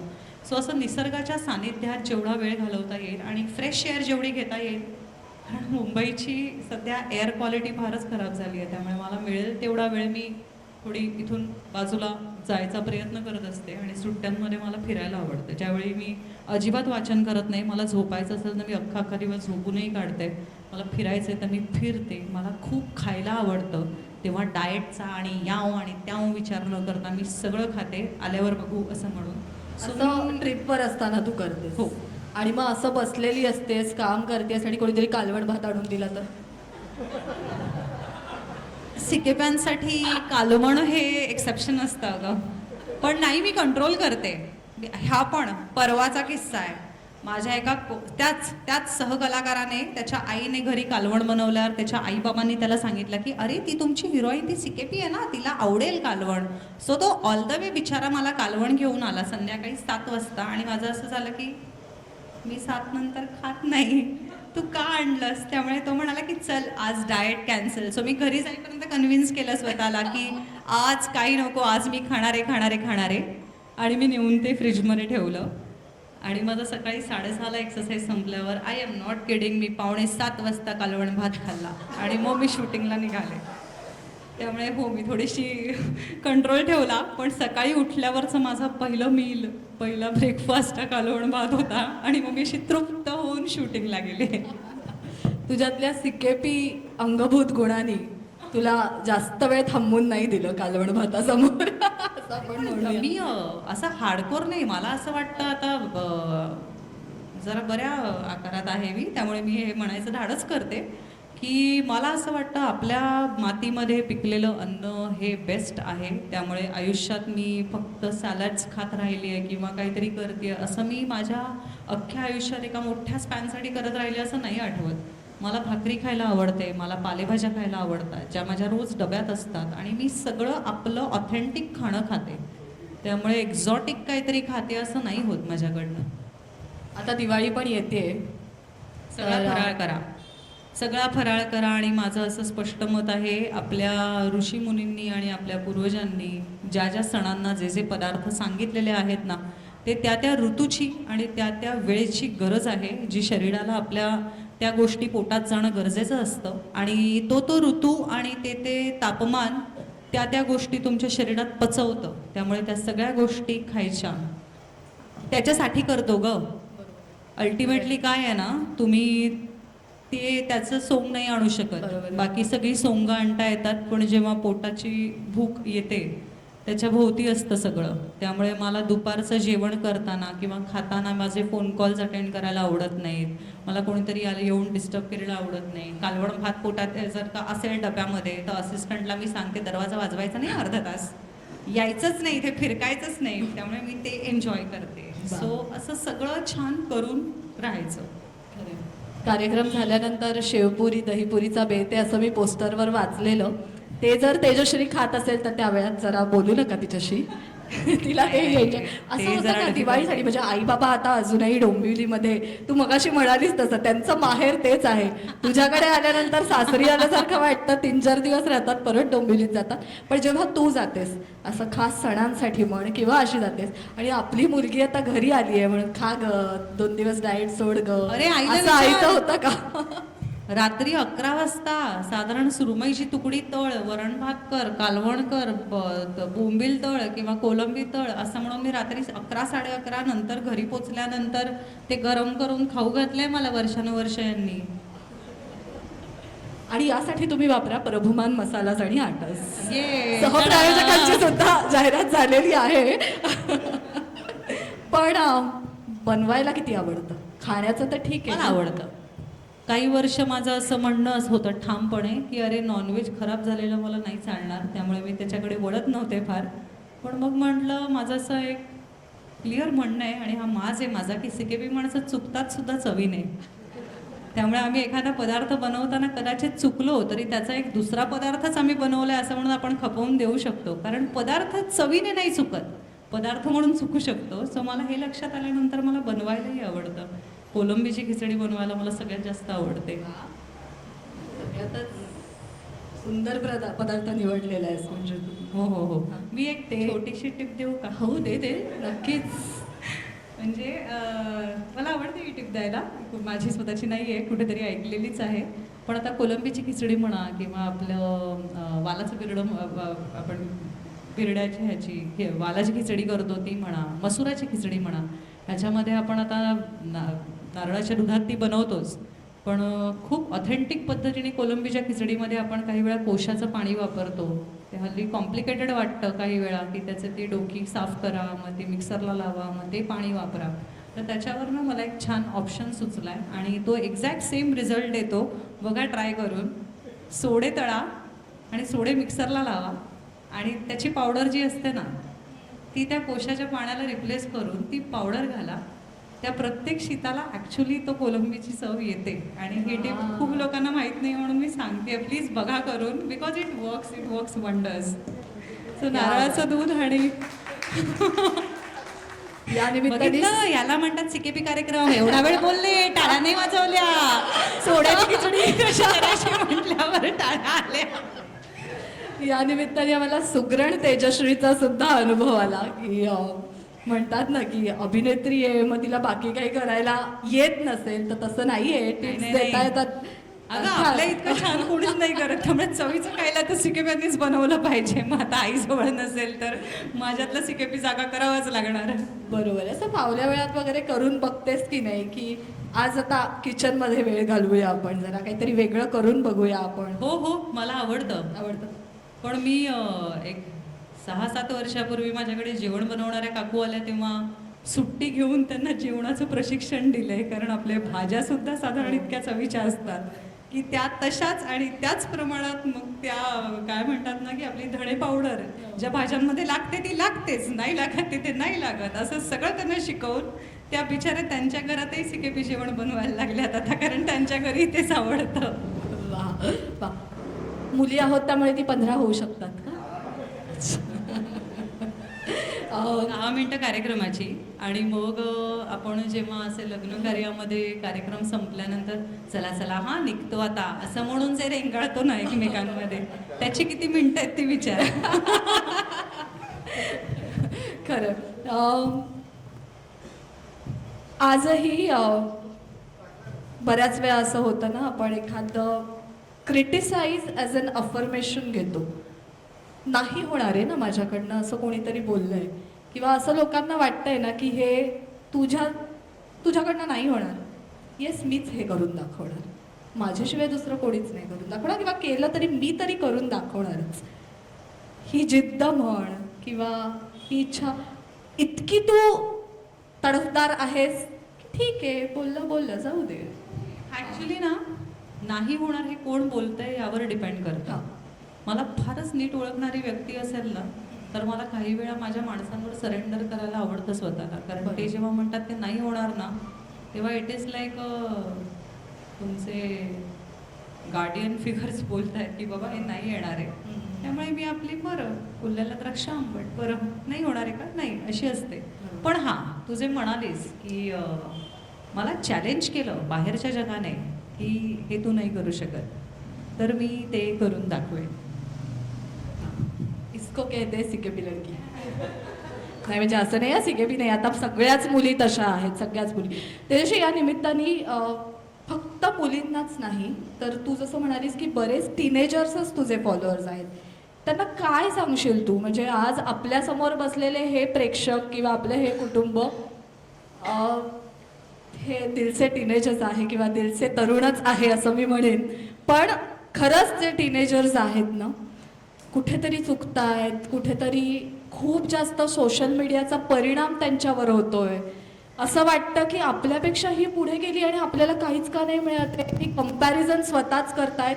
यातनं अनेक गंभीर प्रसंग सुद्धा घडतायत की हीच टीनेजर किंवा आत्ता आत्ता कुठे वयात आलेली मुलं आत्महत्येसारखे निर्णय सुद्धा का घेत आहेत. कारण हे मला का नाही मिळत. अरे थांबा तर, 4 वर्ष थांबा, 5 वर्ष थांबा, नक्की तुमच्या आयुष्यात सुद्धा असा सोनेरी दिवस येईल. या सगळ्यांना काय सांगणार? नाही, हा फार सिरियस मुद्दा आहे. आणि मी मध्ये एका शाळेमध्ये गेले होते असंच इन्स्पिरेशनल स्पीचसाठी. तर तेव्हा मी हा मुद्दा मांडला होता आणि ती गोष्ट मी तुम्हाला सांगते, तुम्ही तुमच्या मुलांना सांगा किंवा आपल्या आयुष्यातल्या लहान मुलांना सांगा. सोशल मीडिया, या सोशल मीडियावर ना मूड ऑफ असतो, आमचाही असतो. मेकअप काढतो आम्ही, अत्यंत मेकअप काढल्यावर माझाच बॉय म्हणून मी खपेन इतकी वाईटही दिसते मी कधीतरी. सो या अवस्थेत असताना ना मी सेल्फी काढून पोस्ट नाही करत. त्यामुळे प्लीज तुमच्या माणसांना सांगा, हे जे मृगजळ आहे ना, की अरे हिचं आयुष्य माझ्यापेक्षा बेटर चाललं आहे, वाव ते बना ते कपल किती छान आहे, त्यांच्यात काही प्रॉब्लेम्स नाही आहेत. तर त्यांना सांगा की त्यांच्यात जेव्हा प्रॉब्लेम्स होतात आणि ते त्यांच्या 4 भिंतींमध्ये जेव्हा भांडतात आणि अत्यंत वाईट रूपात एकमेकांसमोर असतात ना, तेव्हा ते व्हिडिओ बनवून पोस्ट नाही करत. त्यामुळे ना हल्ली काय झालं आहे ना, की आज मला वाईट वाटतंय, तरीही तुला जर सांगितलं फोटो काढायचा आहे तर तू पटकन तुझ्या केसात हात नेतेस, तू केस सावरतेस आणि फोटो काढतेस, कारण सोशल मीडियावर तू बरी दिसावीस. सो हे बरं दिसण्यासाठी जे केलं जात आहे ना, हे आयुष्य नाही आहे. आपण स्वतःही आपले वाईट फोटो सोशल मीडियावर पोस्ट करत नाही किंवा वाव बघा माझं आयुष्य कसं छान चाललं आहे एवढंच आपण करत असतो. त्यामुळे या सोशल मीडियाच्या पोस्टवरून याचं आयुष्य माझ्यापेक्षा बेटर चाललं आहे आणि माझं कसं वाईट चाललं आहे हे ठरवू नका. कदाचित त्याने डोळे पुसले असतील, तोंड धुतलं असेल, तोंडाला काहीतरी बेसिक मेकअप लावला असेल आणि फोटोपुरती तयार झालेला असेल माणूस आणि तो सोशल मीडियावर म्हणत असेल की अरे काय परफेक्ट आयुष्य आहे आपलं. तर आयुष्य परफेक्ट हे कोणाचंच नाही आहे. मुळात आपण माणूस म्हणून जन्म घेतला आहे ना, तिथे आपण काहीतरी भोगायला आलो आहोत. त्यामुळे ते भोग टळणार नाही आहेत आणि ते टळले आणि ते संपले तर आपण माणूस म्हणून या धर्तीवर राहणारच नाही. त्यामुळे जोपर्यंत आपण हयात आहोत आणि श्वास घेतोय तोपर्यंत आपल्या आयुष्यात प्रॉब्लेम्स असणार आहेत आणि ते असतात आणि त्याचा देखावा आपण मांडत नाही. म्हटल्यानंतर त्या सोशल मीडियाच्या प्रोफाईल्सवरून स्वतःला मिसगाईड करणं, स्वतःला डिप्रेशनमध्ये टाकणं हे करणं बंद करा. जर तुमच्या घरात तुम्ही हे फेस करत असाल, तुमची मुलं फोन जास्त वापरल्यानंतर त्यांची बॉडी लँग्वेज बदलत असेल, त्यांचं घरातला वावर बदलत असेल, त्यांची भूक कमी होत असेल, तर या गोष्टीकडे लक्ष ठेवा आणि खात्री बाळगा. सोशल मीडियावर दुसऱ्या कोणाचं तरी आयुष्य बेटर चाललं आहे असं त्यांना वाटतंय. त्यामुळे त्यांना हे समजवा की कोणीही स्वतःच्या दुःखामध्ये फोटो काढून पोस्ट करत नाही. आपण दुःख बाजूला ठेवूनच फोटो काढतो. सो हा एक सगळ्यात मोठा संदेश आहे जो मला आत्ताच्या टीनेजर्सना सांगायला आवडतो आणि मी वारंवार जमेल तिथे हे सांगत असते की बाबा ह्याची भुरळ पाडून देऊ नका. आज आमची प्रोफाईल पाहिल्यानंतर तुम्हाला जर असं वाटत असेल की अरे वाव यार ह्यांचं आयुष्य किती छान आहे, मस्त आहे, तर नाही आहे. तेवढाच स्ट्रगल आमच्या वाट्याला आहे, तेवढंच सगळं आम्ही करत असतो. तसेच आजारी पडलो काही असलं तरी मेकअप लावून ना अरे डोळ्याखाली जरा जास्त मेकअप कर, मला बरं नाही आहे, ताप आला आहे, माझे डार्क सर्कल्स लपव हे म्हणतो आणि तुमच्यासमोर टी व्हीवर दिसतो. त्यामुळे अरे हे किती सुंदर आहेत हेही नाही आहे. हा मेकअप उतरवला तर आपण सर्वसामान्य अत्यंत साधारण दिसणारी माणसं होत. जेव्हा ती माणसं म्हणून बनवल्यावर अप्सरा वरती ठेवल्यात त्याने, त्या नाही आहेत धर्तीवर. त्यामुळे तितकं साधं आणि तितकं सोपं आहे हे समजून जगा. क्या बात आहे. मला वाटतं तेजश्री हे फक्त सोशल मीडियावरनं तू जर सांगितलंस ना तर अनेकांचं आयुष्य बदलू शकतेस. आज सगळीकडे ही परिस्थिती आहे की प्रत्येक ठिकाणी कंपॅरिझन होत आहे आणि ते फक्त मुलांमध्येच नाही तर ती हे करते मग तू का नाही करू शकतेस, तू असं का नाही करतेस, असं मैत्रिणींमध्ये पिअर ग्रुपमध्ये असे डिस्कशन्स होतात आणि याचा कुठेतरी परिणाम होतो. आज आपण म्हणतो की एखाद्या अभिनेत्रीला एखाद्या अभिनेत्याला इतके फॉलोअर्स आहेत म्हणजे ते सगळेच त्यांचे खरे चाहते असतील असं नाही. बऱ्याच वेळेला असं होतं की त्या फॉलोअर्सचा त्रास त्यापेक्षा होतो. जास्त असं काय? फॉलोअर्स असतात ना तुमचे ते मी परवाच एक कोट वाचला इंस्टाग्रामवर की तुम्हाला फॉलो करणारे जे आहेत ना त्यांचं तुमच्यावर प्रेम आहे असं समजू नका, त्यांना जस्ट तुमच्या आयुष्याबद्दल बोलायचं आहे म्हणून ते तुम्हाला फॉलो करताय. त्यामुळे त्यातले किती जेन्युअन आहेत. आणि या गोष्टी आहेत ना आता मी ना प्रत्येक प्रोजेक्टनंतर 2-2, 2.5 वर्ष गॅप माझी झाली आहे. त्यामुळे मला माहिती आहे की ते दिसतंय तोपर्यंत आहे अगं हे. उद्या मी दिसायची बंद झाले तर कदाचित इथे एक वेगळी सिकेबी मुलगी बसलेली असेल आणि यात कोणाचाच दोष नाही आहे, ना तुमचा ना माझा ना कोणाचा. जे दिसतंय आणि जोपर्यंत दिसतंय तोपर्यंत ते आपलं आहे. ज्या दिवशी थांबाल, ज्या दिवशी शेवटचा एपिसोड होईल त्याच्या दुसऱ्या दिवशी एक मुलगी तयार आहे, गेले 15 दिवस तयार आहे, नवीन शूटिंग करून तिचा पहिला एपिसोड दिसतो आणि तुम्ही तितके शिफ्ट होऊन जाता त्याच्यात. Which is the life I mean. आणि ह्याच्यात काही वाईट वाटून घेण्यासारखंच नाही आहे अगं. सो आहात त्याची किंमत ठेवा, त्याचा रिस्पेक्ट ठेवा, त्याचा आदर ठेवा. जी संधी मिळाली आहे ती संधी जगून घ्या. कारण change is the only permanent thing म्हटल्यानंतर आपल्या आयुष्यात चढ उतार ऊन पाऊस येणारच आहे आणि त्याला ते टळणारच नाही अगं, कोणालाच नाही टळणार. तेवढी तर देव काळजी घेतो ना, नाही तर त्याची आठवण कुठे काढाल. प्रत्येक वेळी आनंदी असाल तर जाऊन देवाला वाव मी आनंदी आहे सांगत नाही, पण दुःखी झाल्यावर आपण जातो ना नारळ चढवायला, बाबा हा नारळ हा प्रॉब्लेम सॉल्व्ह होऊ दे म्हणून.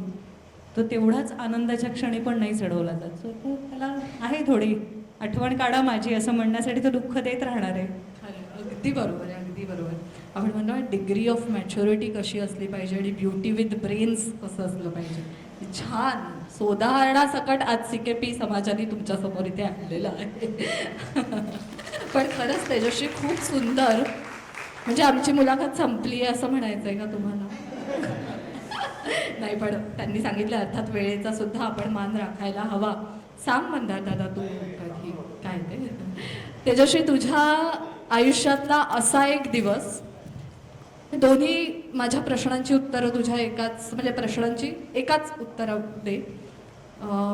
एक असा दिवस जो पुन्हा पुन्हा आयुष्यात यावा असं तुला वाटतं आणि एक असा दिवस की तो स्किप करून सुद्धा आयुष्य आलं असतं तर चाललं असतं किंवा नको पुन्हा नको आता.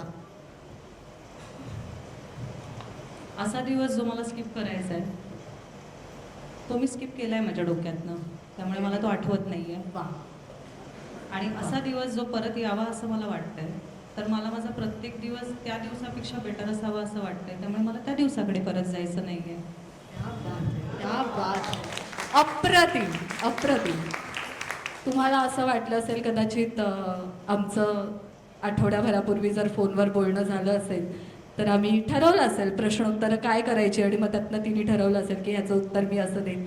तर असं अजिबात काही नव्हतं. माझ्यासमोर कोणता पेपर नाही आहे, तिच्यासमोर काहीही प्रश्न नाही आहेत. फक्त आम्ही एक रूपरेषा ठरवलेली की तिच्या अभिनय कारकिर्दीबद्दल बोलण्यापेक्षा तिच्या व्यक्तिमत्वाबद्दल आज आपण उलगडून बोलूया. आणि तसे प्रश्न तिच्या उत्तरातनं सुचत गेले, माझ्या प्रश्नातनं तिला उत्तरं सुचत गेली असतील. त्यामुळे कोरा कागज रख के जब सब कुछ होता है तो दिन अच्छा जाता है किंवा जिंदगी अच्छी बेहतर होती है, हे जे अनपेक्षितपणे असतं ना हे जास्त आवडतं की तयारीने कुठे गेलेलं जास्त आवडतं. करेक्ट. आम्ही फोनवर बोललो तेव्हाच मी तिला म्हणाले की आपण प्लॅन नको करूया, आपण ना चौकटीत अडकू. मग मी विचार करेन, तू जर मला प्रश्न सांगितलेस ना तर अरे बापरे मला एवढ्या लोकांसमोर बोलायचं आहे का, मग मी आता विचार करते, बापरे मग मी असं बोलते तसं बोलते आणि नकळत ती झापडं लागतील आणि आजूबाजूला दिसायचं बंद होईल. त्यामुळे तुझ्याकडून येत जाऊ दे, त्याच्यावर माझ्याकडून काहीतरी येत जाईल. या नोटवर आम्ही बोललो फोनवर. आणि जो आमचा एक डिस्कशन करण्याचा फोन कॉल होणार होता जो तुम्ही विचारलात मला झाला का, तो आय थिंक असाच झाला की आपण नको ठरवूया अगं. त्या क्षणी त्या वास्तूमध्ये ज्या गोष्टींची गरज असेल त्या घडत जातील आणि त्या मला वाटतं छान घडतायत. असा कोणता पैलू आहे तुझ्यामध्ये असा गुण की छान कविता करतेस तू, छान लेख लिहितेस तू, शायरी बना लेती हो कभी कभी, असं काही आहे की नाही? रिसेंटली मला लहानपणीची एक डायरीतली कविता आईने पाठवली. मला लहानपणी जाम आवडायचं काहीतरी छान वाचलं तर लिहून ठेवायला, एखाद्या पुस्तकातला पॅरेग्राफ असू दे, कुठली तरी कविता असू दे, कुठेतरी काहीतरी मिळालेलं संग्रही करायला लहानपणापासून आवडायचं. तर आज बऱ्यापैकी आपण म्हणजे छान गप्पा मारल्या. पण थोडेसे सिरियस विषयी बोललो आहे आणि सकारात्मकता याबद्दल सुरुवात झाली, तर मला असं वाटतं शेवटही तिथेच येऊन व्हावा. सो मला ती कविता माझी नाही, ही कविता मी केलेली नाही आणि दुर्दैवाने ह्या कवितेचा कवी जो आहे ह्याचं नाव मला माहीत नाही, पण मला त्यांच्या वतीने ही कविता आज तुमच्यासमोर सादर करायला आवडेल. नक्की. ओरिजिनल ही इंग्लिश कविता आहे, फुटप्रिंट. ही कविता जर कोणी ऐकली असेल तर माहीत असेल, तर त्याचा एक मराठी अनुवाद मी तुम्हाला ऐकवते आता. चुकले तर माफ करा, कदाचित कडव्यामध्ये मी थोडीशी अडले, नाही आठवलं तर समजून घ्या. सायंकाळी जीवनाच्या मागे वळूनी मी पाहिली वाटेवरी मी उमटलेली पाऊले. एकट्याची नव्हती परी, होती तुझी त्यांच्या सवे. कोण होते सोबतीला, माझे मला ना आठवे. वळणावरी काही ठिकाणी एकट्याच्या होत्या खुणा. तेथे होतो एकटा मी, होता तुझा तेथे होणा. प्रार्थुनी देवास पुसले, कोण होते सोबती. देव बदला वत्सा तुझ्या रे, मीच होतो संगती. देवास म्हटले सोबती तू, संकटे येता परी. सोडिले मज एकटे, हे दुःख वाटे अंतरी. देव बदला वत्सा असा तू, दुःखी न हो मानसी. पाऊलांच्या त्या खुणांचे मर्म तू न जाणसी. उचलूनी तुझं घेतले मी संकटाच्या त्या क्षणा. उचलूनी तुझं घेतले मी संकटाच्या त्या क्षणा. नाहीत तुझ्या, आहेत माझ्या पाऊलांच्या त्या खुणा. अप्रतिम. अशीच एक पाऊल खूण तिने सुद्धा इथे ठेवलेली आहे. आज इतकं मनमोकळेपणाने बोलणं किंवा जे मनात आहे तेच तोंडावर बोलणं, त्याला कुठच्याही साखरेचं कोटिंग न करता, तिखट असेल तर तिखट स्वीकारा, कडू असेल तर कडू स्वीकारा, तो तुमचा प्रश्न आहे, पण मी अशी आहे. हे बोलणं एक अभिनेत्री, सुप्रसिद्ध अभिनेत्री दर्जाची असताना फार कठीण असतं आणि तू आज ते अत्यंत मनमोकळेपणाने बोललीस. आज फक्त इकडे सिकेपी ज्ञातीचा कार्यक्रम आहे म्हणून नाही, पण तेजश्री तू सगळीकडे जेव्हा जातेस ना तेव्हा इतक्याच मनमोकळेपणाने बोलतेस, म्हणून तू खरी आहेस आणि तुझा खरेपणा हाच तुझा. थँक्यू. तुम्हाला काही बोलायचं आहे सर? मला वाटतं बऱ्याच दिलखुलास गप्पा झाल्या. मला फक्त एक म्हणजे काल मी मंदारजींना पाठवलं होतं एक लिंक, ती कदाचित त्यांनी फॉरवर्ड केली नाही. पण कसं आहे की म्हणजे मी तेजश्रीला ऑलरेडी फेसबुक, इंस्टाग्राम याच्यावर फॉलो करतो प्रधान म्हणून. कारण टी व्ही सिरियलचा जेव्हा प्राईम टाईम असतो तेव्हा डॉक्टरचा पण प्राईम टाईम असतो, त्यामुळे सिरियल वगैरे बघत मी नव्हतो. आता गेले काही दिवस तेजश्री प्रधान हे सगळं बोलण्यात येत असल्या कारणाने फेसबुक, इंस्टाग्राम, यूट्यूब ह्याच्यावरती मला सगळीकडे तेजश्रीच्या स्टोरीज, रील्स, व्हिडिओज दाखवत होते. तर तसंच एक काल मला यूट्यूबने व्हिडिओ प्रॉम्प्ट केला आणि तो व्हिडिओ मी बघितला. मला वाटतं तो तेजश्रीचा TEDxवरती बोललेला व्हिडिओ होता. तर त्याच्यात तिने एक प्रसंग सांगितला होता ट्रेनमधल्या मुलाचा. तर मी एक रिक्वेस्ट करेन की तो जर आपल्या प्रेक्षकांना सांगता आला तर हो, वेगळा निश्चितच. पैलू तेजश्रीचा आम्हाला कळू शकतो. आवडेल. मला अगदी आवडेल सांगायला. आणि त्या प्रसंगाचा विचार केला की तो असा लख्ख डोळ्यासमोर उभा राहतो माझ्या, कधी मी विसरत नाही. मी शाय नव्हते कधी, मला बोलायला आवडतं, मी वाटेल तसं बोलते. आता जरा सेन्सिबली बोलते, लहानपणी तेवढी सेन्सिबली वागायचे बोलायचे नाही मी. तर तेव्हाची गोष्ट आहे. 12वीत असताना ट्रेनमधनं घरी येत होते मी आणि माझी मैत्रीण होती ट्रेनमध्ये. आणि त्यावेळी ना तो धडकन सिनेमा आला होता अगं. तर धडकन सिनेमाची सगळी गाणी खूप फेमस झालेली, तुम दिल की धडकन में. आणि तेव्हाचे स्टेशनवर असताना आपली ही जी गरीब पोरं असतात ही त्या गाण्यावर ती गाणी गायची. आणि आत्ता काय ट्रेनमध्ये होतं माहीत नाही, बिचाऱ्यांना उभं राहायलाही जागा नसेल, पण त्यावेळी असायची थोडीफार. जेव्हा ते ट्रेनमध्ये यायचे आणि ना चपटे असे 2 दगड घेऊन ना ते असे वाजवत ती गाणी गायचे. आणि मला ना एक मुलगा, आणि त्यांच्या पण ट्रेन्स वेळा सगळ्या बाई त्यांना पण असतात, त्यांच्याही ठरलेल्या असतात, त्यामुळे त्या ठरलेल्या वेळेला ठरलेल्या स्टेशनला तो मुलगा चढायचा आणि तुम दिल की सुरू व्हायचा. त्याला शब्द फार यायचे नाहीत, पण त्याचं डेडिकेशन इतकं कमालीचं होतं की 1-2 दिवस 3 दिवस झाल्यानंतर एक दिवस असं झालं, मी त्याला इथे बोलवलं माझ्याकडे आणि मी त्याला म्हटलं मी तुला ना 10 रुपये देईन. आता मला आठवत नाही मी 10 बोलले का 20 बोलले. म्हटलं मला ना तू ते दगड ते वाजवतोस ना, ते कसे वाजवतोस ते शिकव. तर तो इतका खुश झाला की अरे ही जी काय खांद्यावर बॅग घेऊन कॉलेज शाळेत जाणारी जी माणसं आहेत ते आज आपल्याकडनं काहीतरी शिकणार आहेत, याचंच त्याला एक विशेष कौतुक वाटलं. आणि तो अरे दीदी मैं सिखाता हूँ म्हणून सुरू झाला. त्याने मला ते दगड त्याच्या खिशातले अजून 2 दिले आणि मला ते शिकवलं. मला येतात ना ते दगड वाजवता, खरंच येतात, म्हणजे काही नाही झालं तर आपल्याला एक सेकंड ऑप्शन आहे आपल्याकडे. सो ते दगड त्याने मला असे वाजवायला शिकवले आणि मज्जा आली मला. डोंबिवलीपर्यंतचा प्रवास कमालीचा झाला. मी डोंबिवलीला जाईपर्यंत एक नवी कला अवगत झाली मला. आणि ह्याच्यापेक्षा मोठी गोष्ट काय होती माहिती आहे का, मी ट्रेनमधून उतरले आणि तो ट्रेनच्या दारात येऊन ओरडला. सॉरी, मला पहिल्या दिवशी नाही आले, मला नंतर ते प्रयत्न करून दुसऱ्या दिवशी का तिसऱ्या दिवशी आले. आणि पहिला दिवस होता तेव्हा तो मी उतरले ट्रेनमधनं आणि तो मला जाताना म्हणाला, अरे दीदी इझी आहे, आपको आ जाएगा, कोई टेन्शन नाही आहे. आणि मला इतकं छान वाटलं. आणि तेव्हा त्याच्या चेहऱ्यावर जे समाधान होतं ना की अरे आपको आ जाएगा, तर मला असं वाटलं की ही जी सकारात्मकता आहे की बाबा त्याला गुगल कुठलाही डिव्हाइस माहीत नव्हता, त्याला काहीच माहीत नव्हतं, त्याला हेही माहीत नव्हतं की मी त्याची किल्ली उडवते का मी काय करते, त्याला त्या 10 रुपयाचा आनंद नव्हता, पण त्या दिवशी त्याने कोणाला तरी काहीतरी शिकवल्याचा आनंद होता. आणि आय एम शुअर त्याचा दिवस तो खूप छान गेला असेल. सो या टेडेक्सच्या टॉकमध्ये मी हॅपीनेस या विषयावर बोलले होते.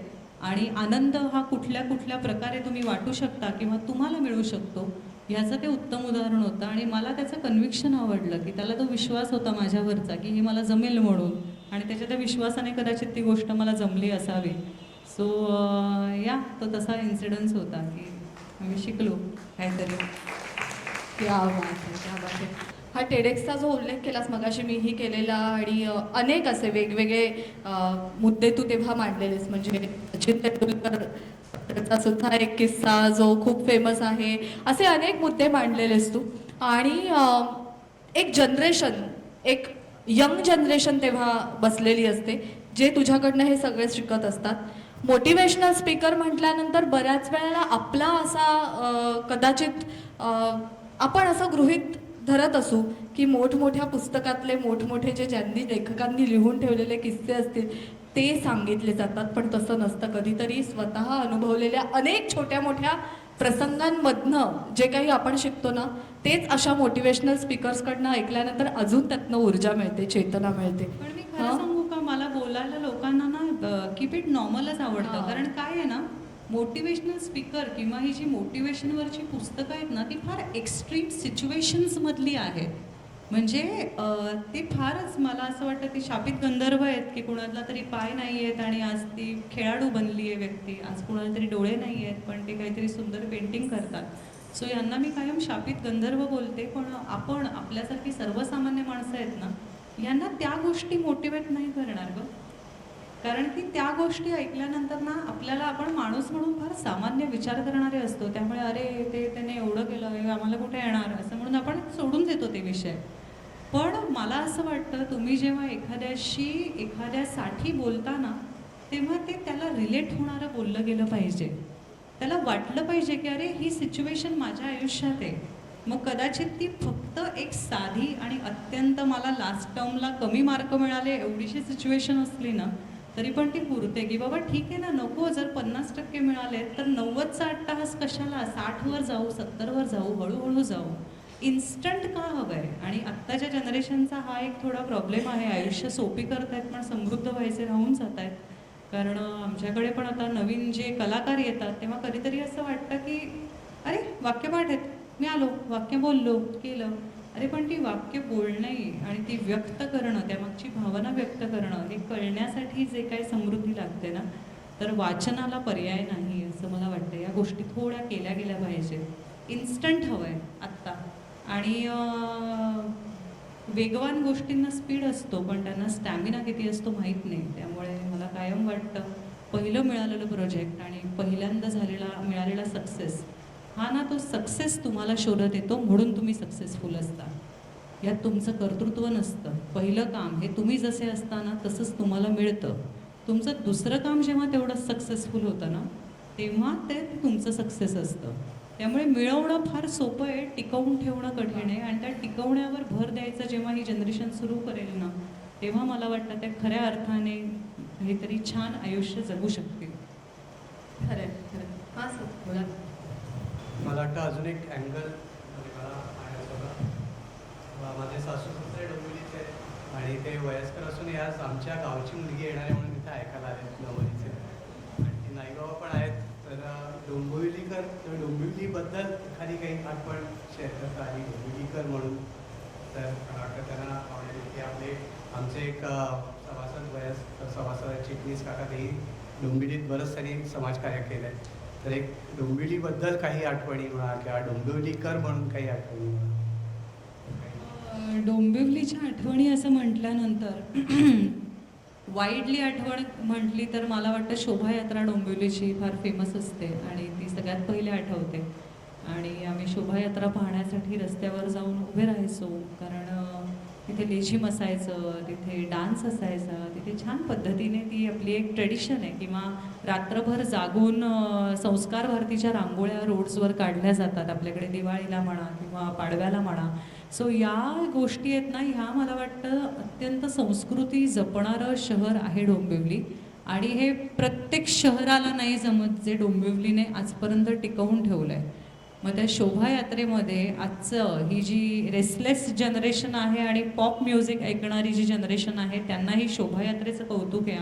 आणि मला वाटतं हे डोंबिवली जेव्हा शोभायात्रा आमच्या रस्त्यावरून निघते तेव्हा ही रस्त्यामध्ये ते संस्कार पेरत पुढे जाते. त्यामुळे आमच्या प्रत्येक गल्लीमध्ये ते संस्कार आहेत शोभायात्रेचे किंवा आज त्या रांगोळ्यांचे म्हणा, रांगोळीच्या रूपेने त्यांना एक छान आकार मिळालेला आहे. आणि ही एक्साइटमेंट आणि हा जो आपलेपणा टिकला आहे मराठी माणसाचा, तो मला वाटतं डोंबिवलीची सगळ्यात मोठी आठवण असावी. दिवाळी पहाट ही संकल्पना पण खरी डोंबिवलीचीच आहे. पहिली दिवाळी पहाट चतुरंग प्रतिष्ठानने केली होती दिवाळी. अरे क्या बात आहे. डोंबिवलीतल्या इतक्या दिवाळी पहाटचं सगळं पेय फुटलं. ह्या बात. डोंबिवलीतल्या सुंदर आठवणी आपण पार्ल्यामध्ये उजळवून ठेवल्या. क्या बात. पार्लं पण आहे अजून. पार्लं ही मराठी काही शहरं आहेत. अशा शहरांमध्ये जास्त रमतेस का तू, हो. की जिकडे आपली माणसं आहेत? हो. मग बाबा गिरगावचे आहेत. हो. आणि ठाण्यामध्ये आहेस बऱ्याच वर्ष, म्हणजे शूटिंगच्या मुळे मला शूटिंगच्या वेळेला शूटिंग हो हो हो आणि हे करे सगळ्या मराठी माणसांसाठी. मराठी माणसं टिकली आहेत अशी ही ॲक्च्युली पार्ला म्हणा किंवा दादर म्हणा, ठाणं म्हणा, डोंबिवली, कल्याण म्हणा, ही शहरं आज मला वाटतं मराठीपणा टिकलेली. आणि ह्याची सगळ्यात जास्त प्रचिती कधी येते माहिती आहे का? तू आता रमतेच म्हणालीस ना, या शहरांमध्ये स्टेजवर आम्ही सगळ्यात जास्त रमतो, कारण सगळ्यात चांगला कान या शहरांचा आहे. पार्ल्याचा प्रयोग हमखास रमतो. आणि नाटक करताना जेव्हा स्टेजवर तुम्ही कलाकार म्हणून उभे राहता ना, तेव्हा त्या भाषेची गोडी आणि ते समजून आणि उमजून येणारी जी माणसं आहेत ना, पुण्यानंतर तो एक अनुभव या शहरांमध्ये येतो. आत्ता घेतलेली जी नावं आहेत आणि छान वाटतं. कारण बाकी शहरांमध्ये काय आहे ना, आज आपली भाषा आणि इतकी खोल आहे ना गं, की ती तेवढी समजून घेण्याची कुवत प्रत्येक शहरात प्रत्येक ऑडियन्समध्ये असते का नाही मला माहीत नाही. पण काही जागा असतात जिथे आम्ही कलाकार म्हणून आम्ही अभ्यासच करतो भाषेचा, पण आम्हाला वाटत असतं की त्या जागांना पण दाद मिळावी. त्या जागांना दाद या मराठी शहरांमध्ये मिळते आणि बाकी शहरांमध्ये ती वाक्य निघून जातात आणि पुढे जात असतो आम्ही परफॉर्मन्समध्ये. पण या शहरांमध्ये तिथे आम्ही थांबतो. आणि कारण ती थोडासा तो विसावा घ्यायला जागा देतं हे शहर. डोंबिवली देतं, ठाणं देतं. छान होता तिथले प्रयोग. परदेशातही तू अनेक नाटकांचे प्रयोग झालेले आहेत तुझे. आणि जेव्हा तिथलं वातावरण, तिथे एक वेगळा फॅन फॉलोईंग आहे, वेगळे प्रेक्षक बघायला मिळालेले असतील तुला. तिथे कसं वाटत होतं परफॉर्म करताना, तिथे तेजश्रीला स्वतःला किंवा तुझं नाटक perform पार्लर, करताना? डोंबिवली, ठाणा, कल्याण काहीही नाही. मराठी माणसं तिकडे आहेत. कारण तुला सांगू, जी गोष्ट आपल्या जवळ नसते ना त्याची आपल्याला फार किंमत असते. त्यामुळे ना अज्ञानात कुठेतरी तुम्ही अति परिचयात अवज्ञा म्हणतात तसं आहे की तुम्ही तिथे जाता. मी तिकडे गेले, मी खोटं नाही सांगत आहे, मी गणपतीच्या पिरियडमध्ये गेले होते. एकदा माझा US चा दौरा होता. मी प्रत्येक घरात आपला मोदक तोही साजूक तुपाबरोबर खाल्ला या. कारण ती माणसं जपतात ती संस्कृती, कारण कदाचित त्यांना ते मिळत नाही. त्यामुळे तिथले प्रयोग आणखी छान रंगतात. तिथल्या आईवडिलांना आपल्या मुलांची मुळं सुटतायत का या भीतीने ते आज वाङ्मय वाचायला देतात. आणि आपण इथे अरे आपल्या बाजूला मराठीचा माणूस राहतो असं म्हणून आपली मुलं कुठेतरी वाचनात कमी पडत आहेत. पण त्यांना आज सगळं माहिती आहे. आपली मोठे मोठे लेखक माहिती आहेत, कवी माहिती आहेत, त्यांच्या छोट्या छोट्या मुलांनी छान वाचन केलेलं आहे. सो बाहेर फारच मराठीपणाला एक वेगळंच महत्त्व आहे. म्हणजे आय एम शुअर सगळ्यांचे कोण ना कोणतरी नातेवाईक असतील, त्यामुळे everybody can relate to it आणि कळू शकेल.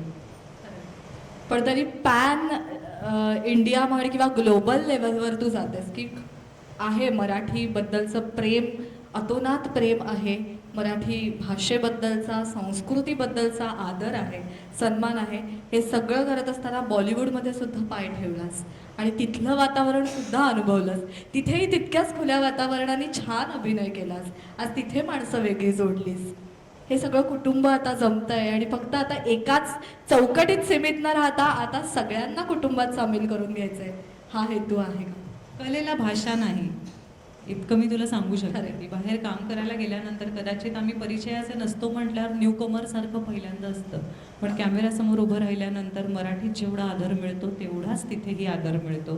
आणि मला असं वाटतं की अगेन बॉलिवूड ही जी भीती वाटते ना, आपण ठरवतो. आपल्याशी जग, आपल्याशी आजूबाजूचं वातावरण कसं असणार आहे हे आपण ठरवतो. हा पायंडा आपण घालतो. त्यामुळे प्रत्येक माणूस हा प्रत्येकाशी वेगळा वागतो. सो मला हिंदीमध्ये आज काम करायला गेल्यानंतरही तेवढंच रिस्पेक्टफुल आणि तितकंच सिक्युअर आणि सेफ वाटलं आहे. मी हिंदी नाटक केलं आहे, at the same time Marathi नाटक केलं आहे आणि तो ऑडियन्सही तेवढ्याच भावनांना दाद देणार आहे, तेवढीच कला समजून घेणार आहे. त्यामुळे कलेला भाषा नाही. कलेला कोणतंच बंधन नाही आहे. फक्त भाषा नाही तर देशाचं बंधन नाही, कुठच्याही सीमेचं बंधन नाही आहे. त्यामुळेच आपल्याकडे सुद्धा आजही गझल तितक्याच प्रेमाने ऐकली जाते. आजही कव्वालीसुद्धा आपण ऐकतो, तेही भक्तिगीतं ऐकतात. परदेशातही अनेक वेळेला भक्तिगीतांचे कार्यक्रम खास रंगतात. किंवा आपण पॉप जरी ऐकत असलो तरी मनातला कुठचा तरी कोपरा एखादा अभंगसुद्धा गात असतोच की. त्यामुळे कलेला कोणतंच बंधन नाही आजचं येऊ दे ग सगळं. तुम्हाला आत्ता विचारलं, तुम्हाला काय, मला काय, तुला काय विचारलं आत्ता, पटकन 5 गाणी सांगा असं म्हटलं तर जुनी गाणी डोक्यात येतात. आजची गाणी येत नाहीत, आमच्याही डोक्यात नाही येत. त्यामुळे ते जे करून ठेवलंय ना ते छान आहे आणि ते राहिलं पाहिजे, टिकलं पाहिजे. आज तुला ऐकण्यासाठी एवढे सगळे आतुर आहेत. हां सर बोल. एक अजून एक सजेशन. आता तेजस्वीच्या आई बाबा इथे आहेत आणि जसं तिने मेन्शन केलं की ते आधी सोडायला यायचे, बरोबर यायचे, ते इथे आहेत. तर जर शक्य असेल त्यांचं काही मनोगत तुम्हाला व्यक्त करायचं आहे का? तुमच्यावर आहे म्हणजे बोलणार आहे?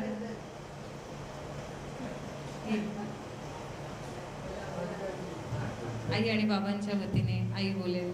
हां, कळलं मला, म्हणूनच तुम्ही आरामात बसा.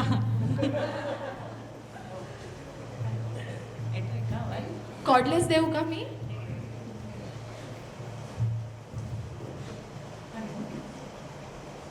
मनोगत असं नाही. आज खूप आनंद झाला आणि डोळे भरले होते. ॲक्च्युली सुरुवातीला की पार्ल्याबद्दल खूप आकर्षण आहे. अगदी कळायला लागल्यापासून मिले पार्ले किंवा दिनानंदला जो नाटकाचा शो बघणं, नाटकोपरला राहत होतो तरी करत होतो. त्यामुळे खूप अट्रॅक्शन नाही, पार्ल्याचं कौतुक पण आहे पार्लेकरांचं. त्यामुळे आज इथे आपल्या समाजात तिला बोलवलंय, ह्या गोष्टीने इतकं मन भरून आलं होतं आणि डोळ्यात पाणी आलं. तर खूप छान वाटलेलं आहे. खूप धन्यवाद सगळ्यांना. आणि तेजस्वीला तुमचे शुभाशीर्वाद, शुभेच्छा सगळं राहू दे. खूप प्रगती होऊ दे तिची आणि तिची तत्त्व सांभाळत आणि जी चौकट तिने आखून घेतली त्यात तिची प्रगती उत्तरोत्तर होत राहते.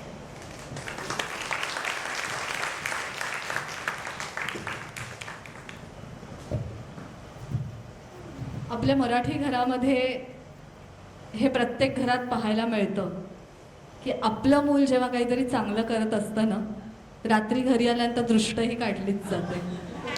होतं का तेजस्वीच्या घरामध्ये? अरे बापरे, दर शनिवारी सकाळी एक फोन असतो की आज आहेस का संध्याकाळी घरी, ताईंना जरा दृष्ट काढायला सांग. हो, त्यामुळे माझ्याकडे होतं आणि मी मानते, या सगळ्या गोष्टी मानते. त्यामुळे मी अजून एक मजा सांगू का छोटीशी? हो, सांग. हे मानण्यामागे थोडंसं, फक्त मोहरी आणि मीठ हातात घ्या आणि टाका, त्याला वास नाही येत, त्याला कुठलाही वाईट वास येत नाही. पण दृष्टीवर ओलांडलेलं मीठ आणि मोहरी घेऊन टाकलीत, आणि हे मी करून पाहिलंय, त्यामुळे सांगते. ती उतरली जाते, काहीतरी आहे, ती शक्ती आहे.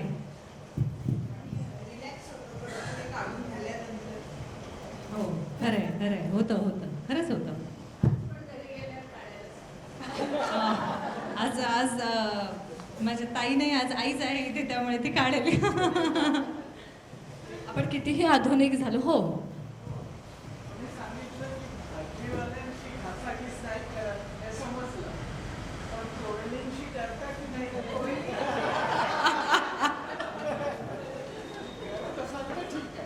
होळलींना फक्त बाबा बहुतेक जाऊन मुक्ताचे, जान्हवीचे असे बाबा सांगतात. मग त्या बिचारे घासाघीस करतच नाहीत, त्या प्रेमाने एक हळूच तुकडी जास्त देतात.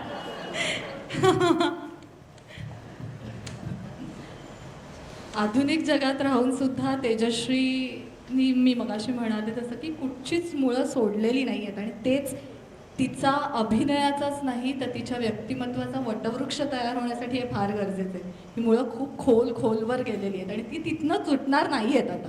अर्थात तुझ्या बोलण्यातनं वाटतंय, म्हणजे इथपर्यंत आली आहे. काय झालं आता, आपण आता तुला माहिती आहे म्हटल्यावर तुला सांगू शकते, आपण 10वी एकत्र दिली आहे, ते हो. वय गेलं आता. गेलं आता, खरं आहे. म्हणजे मला असं वाटतं कुठल्याही गोष्टीची सवय लागायला सुद्धा त्या सवयीचं एक वय असतं. आणि आता त्या वाईट सवयी लागायच्या वयातनं जरा आलो पुढे, त्यामुळे आता आपण काही फार एक्साइटमेंट आपल्या आयुष्यात असेल असं मला वाटत नाही. पण तरी प्रत्येक दिवस आनंदात जगावा, प्रत्येक दिवशी Yes. काहीतरी नाही म्हटलं तरी चमत्कार घडावा, काहीतरी छान घडावा, अशी एक हे ठेवायचं सुप्त असतं. इच्छा प्रत्येक माणसाची असते. ही कितीही आपण अफर्मेशन म्हणालो तरी. ही अफर्मेशन्स मी देत राहते युनिव्हर्सला. देतेस. मी सतत काय म्हणजे तुझी प्रोसेस कशी आहे सकाळी उठल्यानंतर ही अफर्मेशन्स देण्यासाठी आणि ही पॉझिटिव्हिटी युनिव्हर्समधनं घेण्यासाठी काय कसं करतेस तू सगळं? नाही, हे तर मीही मानते आणि मी सगळ्यांना सांगत असते, हे जे मी सुरुवातीला म्हणाले ना, हे वर्क करतं, की आपल्या वाक्यांमधला नाही, नो, न काढून टाकला ना आपण, तर खरंच फरक पडत जाईल. आणि काहीतरी असतं, वास्तू तथास्तू म्हणते, पण ती असते आपल्याबरोबर. त्यामुळे सातत्याने आवडलेली गोष्ट पटकन मागून टाकत जा. ती कधी मिळेल ह्याचं काही टाइम टेबल नाही आपल्याकडे, पण ज्या वेळी तुम्हाला त्याची गरज असेल त्यावेळी ती गोष्ट नक्की मिळेल. हा विश्वास ठेवून ती गोष्ट मागत राहा. मागायचं सोडू नका, सातत्याने मागत राहा, तर ती गोष्ट मिळेल. आणि अगेन पॉझिटिव्ह राहण्यासाठी अजून एक मी गोष्ट जी मी करते, आयुष्यातला काढला ना तरी पण आपलं आयुष्य फार छान होऊ शकतं. हां, हे असंच झालं पाहिजे, तू इथेच आलं पाहिजेस, तू असंच वागलं पाहिजेस, हे न करता तू असं वागून बघ, तू असं कर, हे म्हटलं ना तर आपल्या जीवाला पण नाही आतनं. त्यामुळे हा जो एक आहे तो काढून टाका, आणि न ही 2 अक्षरं जर आपण आयुष्यातनं काढून टाकली तर मला वाटतं आपलं मनही शांत राहील आणि आपण खूप पॉझिटिव्हली छान जगत राहू.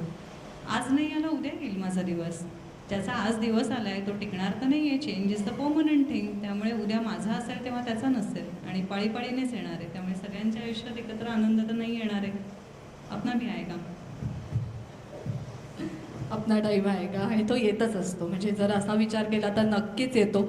या सगळ्यांची खूप इच्छा होती की तू इथे यावीस, कोजागिरीच्या रात्री या गप्पा रंगाव्यात.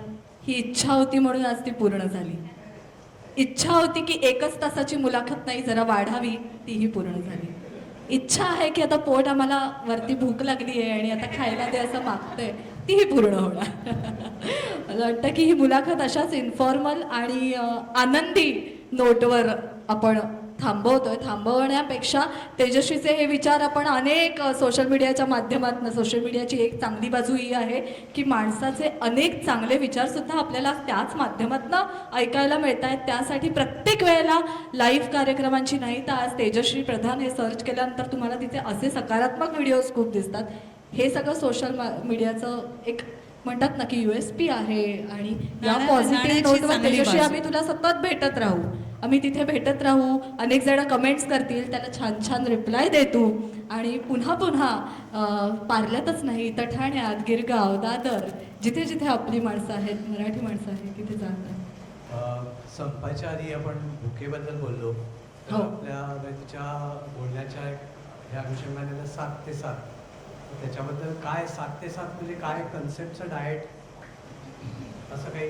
हो, मी सूर्यास्तानंतर आपण खाऊ नये म्हणजे मला तुम्हाला अगदी सायंटिफिकली प्रत्येक गोष्ट नाही सांगता येणार. तेवढा नाही आहे माझा अभ्यास, पण जितकं मला कळलंय तितकं कळलंय की आपण ना सूर्यास्त झाल्यानंतर आपली पचनसंस्था सुद्धा जी असते ना ती हळूहळू म्हणजे दिवसभर आपण काम केल्यानंतर जसे आपण थकतो तसे आपले ऑर्गन्स, आपले अवयव सुद्धा थकत असतात. सो सूर्यास्त होताना खाल्लं आणि अगेन मी अनुभवातनं केलं आहे हे की मी ही गोष्ट करायला लागले स्वतःमध्ये. मी ती करून पाहिली आणि मला असं लक्षात आलं की मी योगा करते सकाळी, मी एक्सरसाइज करते आणि जेव्हा मी 6:30 वाजता माझं जेवण संपलेलं असतं आणि त्यानंतर मी नाही खात काही, सो माझी बॉडी जास्त एनर्जेटिक असते. सगळ्यांचा असा एक समज असेल किंवा आपल्या सगळ्या इंडियन आयांना असं वाटतं की अरे बापरे आपली मुलं घरी आली मग आता काय एकच चपाती खाल्ली अजून एक खा आणि त्यावर थोडा भातही खा. तर हा हट्ट तुम्ही त्यांना घरातनं बाहेर पडण्याआधी करत जा. कारण सकाळी 8 वाजता ते जर भरपोट खाऊन गेले ना आणि हळूहळू आपला डाएट कमी होत गेला तर आपल्या पचनसंस्थेसाठी चांगलं असतं आणि तिलाही थोडासा आराम करायचा असतो. त्यामुळे तुम्ही रात्री जेव्हा 10 वाजता किंवा 11 वाजता खाऊन झोपताना तेव्हा तुमचं शरीर झोपावं, तुमच्या अंतरंगाला, तुमच्या संपूर्ण बॉडीला आराम मिळावा म्हणून आपण ही गोष्ट, ही झोप ही आपल्या आयुष्यात असते ना. पण तेच जर आपण 11 वाजता किंवा 11:30 वाजता, 10 वाजता फॉर दॅट मॅटर 9 वाजता खाऊन झोपलो तर तुमची पचनसंस्था ती बिचारी काम करत राहते हो. त्यामुळे तिला पण रात्री थोडा आराम मिळाला पाहिजे ना. एक 3-4 तासात आपलं खाल्लेलं अन्न पचतं. सो त्यानंतर झोप ही सर्वांगाला मिळावी यासाठी ही गोष्ट मी फॉलो करते.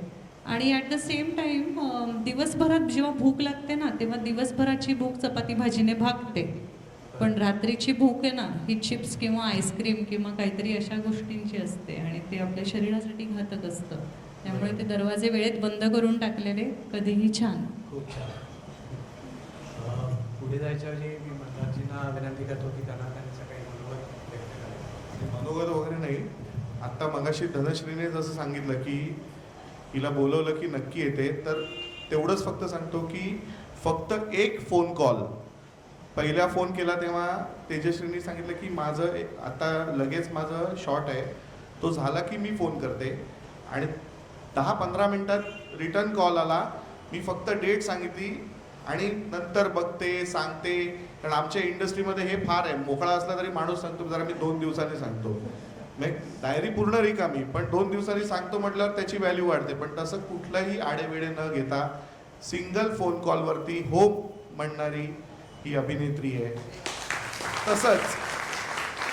तसंच जेव्हा कोणी मुलाखत घ्यायची हे ठरलं तेव्हा बाकीच्यांचे ऑप्शन्स होते, पण समीर गुप्ते जे तुम्हाला माहिती आहे सगळ्यांना, तो माझा मित्र आहे, तो इथे आला होता आणि मी त्याला म्हटलं की तू धनश्रीला फोन लावशील का, तर तो म्हणाला थांब मी बघतो. तर तेव्हा ती मला वाटतं बिझी होती आणि 10 मिनिटांनी तिचा फोन आला की असं असं आहे आणि ती सुद्धा त्या फोनवरच तिने पण हो म्हणाली.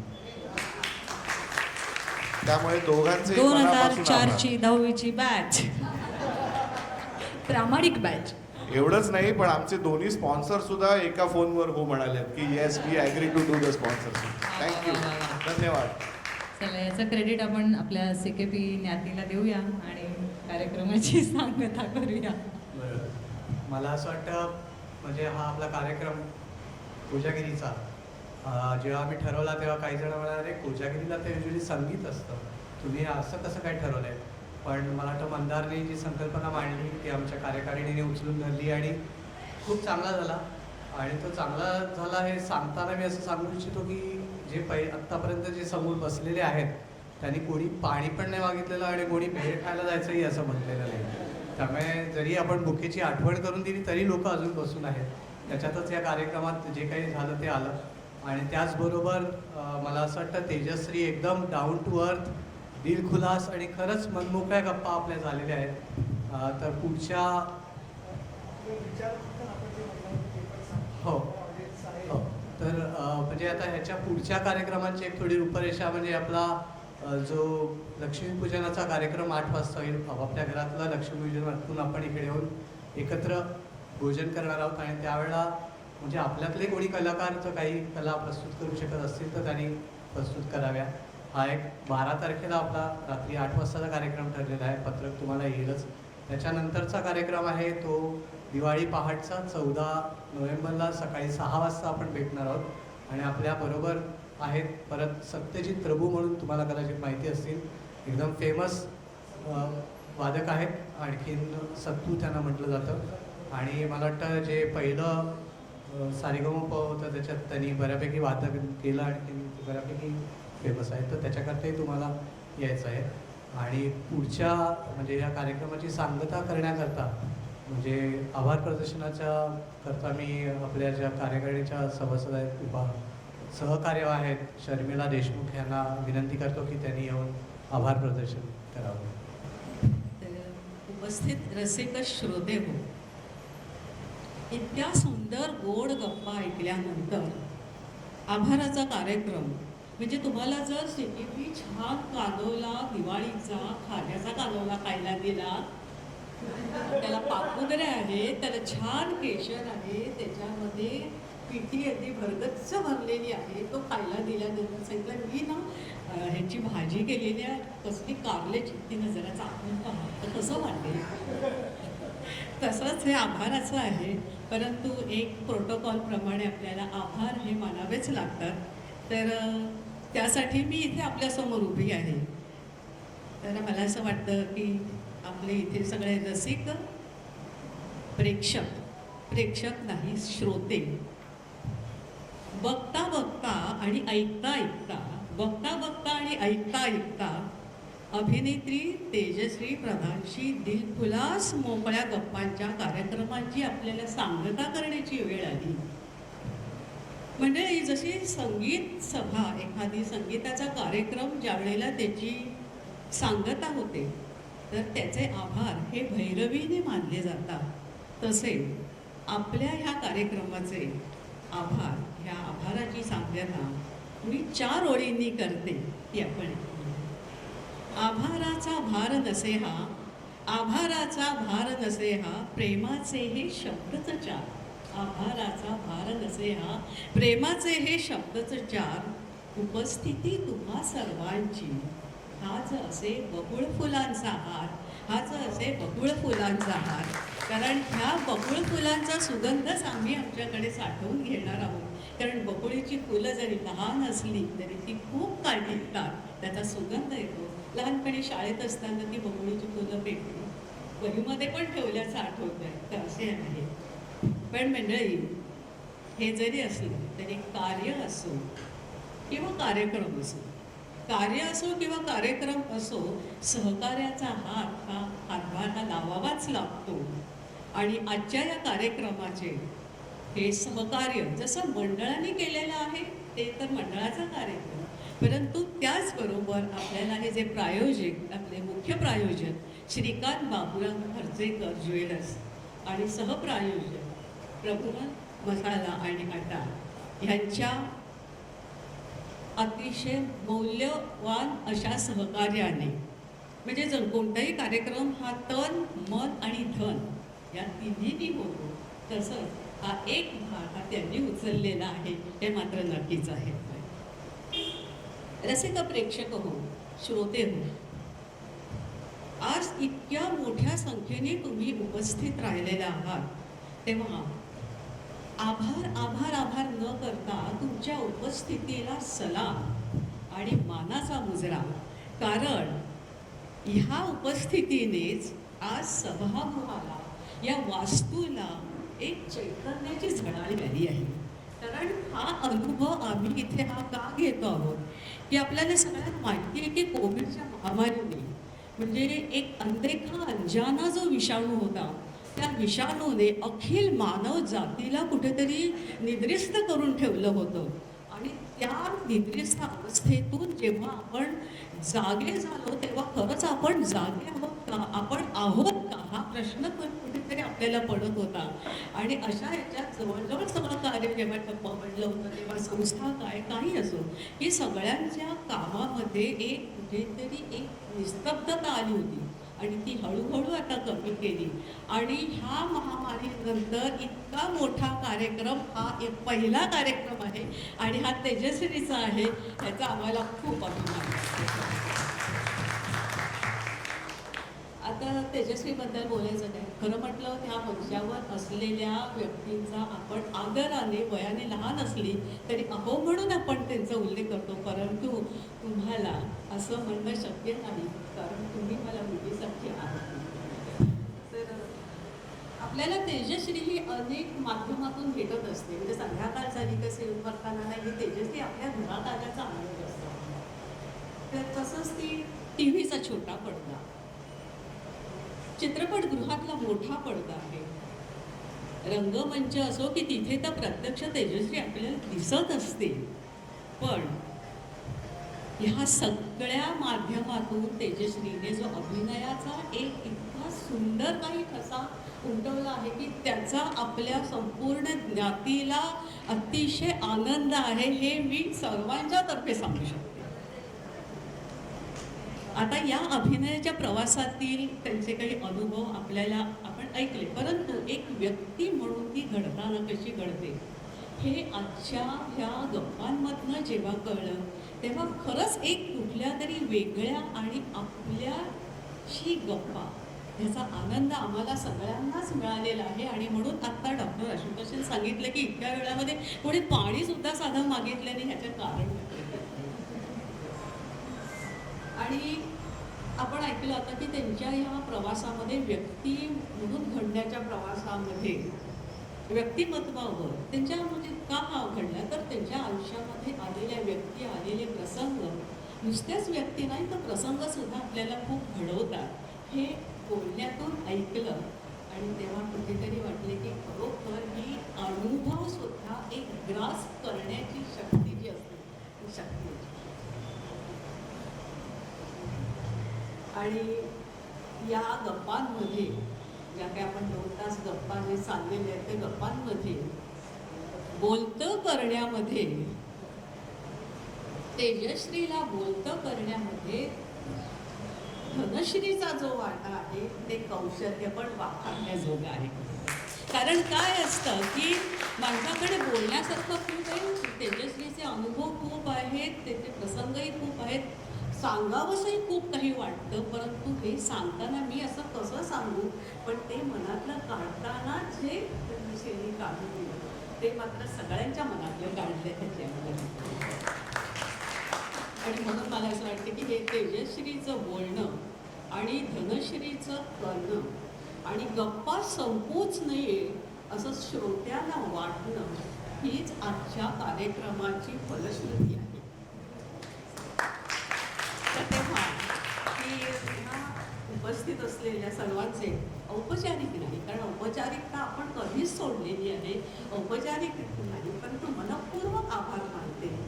आणि तेजश्रीच्या अभिनयाच्या यशाचा आहे असाच उंचावत जावो अशी ईश्वरचरणी प्रार्थना करते. आणि इथे जे कोणी तरुण वर्ग आहेत त्यांच्यातर्फे शुभेच्छा आणि आमच्यासारख्या सिनियरतर्फे तेजश्रीला खूप आशीर्वाद आहे. आणि या चांगल्या चौकी मंडळांनी हे जे आत्ताचा हा कार्यक्रम आयोजित केलेला आहे त्याच्यामध्ये सहभाग जो आहे ते आपल्या डॉक्टर आशुतोष प्रधान यांचं असं आशुतोष प्रधानांचं सुद्धा एक विशिष्ट गोष्ट सांगायची शकते की ते डॉक्टर आहेत आणि डॉक्टर असताना त्यांच्या याच्याप्रमाणे जसे ते पेशंटला औषध देऊन बरं करतात आणि उभं करतात तसंच आता ह्या संस्थेला त्यांनी चालना दिलेली आहे. तेव्हा त्यांचे धन्यवाद आणि सगळ्यात महत्त्वाची गोष्ट म्हणजे आपल्या समोर असलेले मंदार कर्णिक ह्याच्यामुळे आज आपल्याला हा इतका सुंदर कार्यक्रम आणि त्यासाठी त्यांनी घेतलेली जी मेहनत आहे ना ती मेहनत म्हणजे hats off to you Mandar. तर मी एक प्रश्न विचारू का? हां, मी वेस्टर्नला आल्यापासून माझ्याकडे ठोस असं डॉक्टर नाही आहे, तर तुम्ही कसले डॉक्टर आहात? मी तुमच्याकडे पेशंट म्हणून आले तर चालेल का?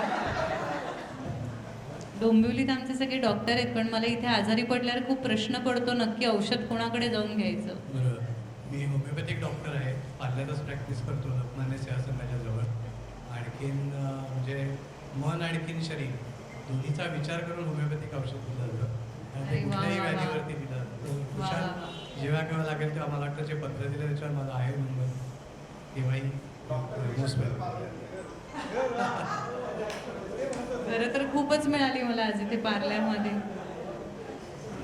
तर मंडळी, आपण मंदारचं या तरुण उत्साही कार्यकर्त्याचं त्यांनी केलेल्या कार्यासाठी त्याच्या पाठीवर कौतुकाची थाप आणि ह्याच हाताने आपल्याला सायोनारा कार्यक्रम ऑफिशियली संपला असं जाहीर करण्याच्या आधी काही सूचना.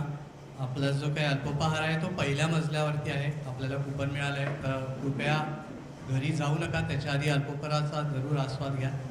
आणि एवढंच सांगून अजून एक कार्यक्रम आम्ही जो चालू करणार आहोत त्याच्याबद्दल मी सांगू इच्छितो. ते राहून गेलं होतं. आपण नोव्हेंबरपासून महिन्याच्या 4थ्या रविवारी एक समाज मंथन किंवा विचार मंथन असा 1 तासाचा कार्यक्रम आपण चालू करणार आहोत. तर लवकरच आम्ही त्याचं जे टॉपिक आहे किंवा काय जे पहिलं जे नोव्हेंबर महिन्यातलं टॉपिक आहे त्याची अनाऊन्समेंट करू आणि त्याला पण आपण जरूर असाच प्रतिसाद द्यावात ही आपल्याला नम्र विनंती. हे सांगून मी जाहीर करतो की कार्यक्रमाची सांगता झाली आहे आणि मी धनश्री, तेजश्री आणि आईबाबा दोघांनाही विनंती करतो की प्लीज आमच्याबरोबर थोडा चॅटचा आस्वाद घ्यावा.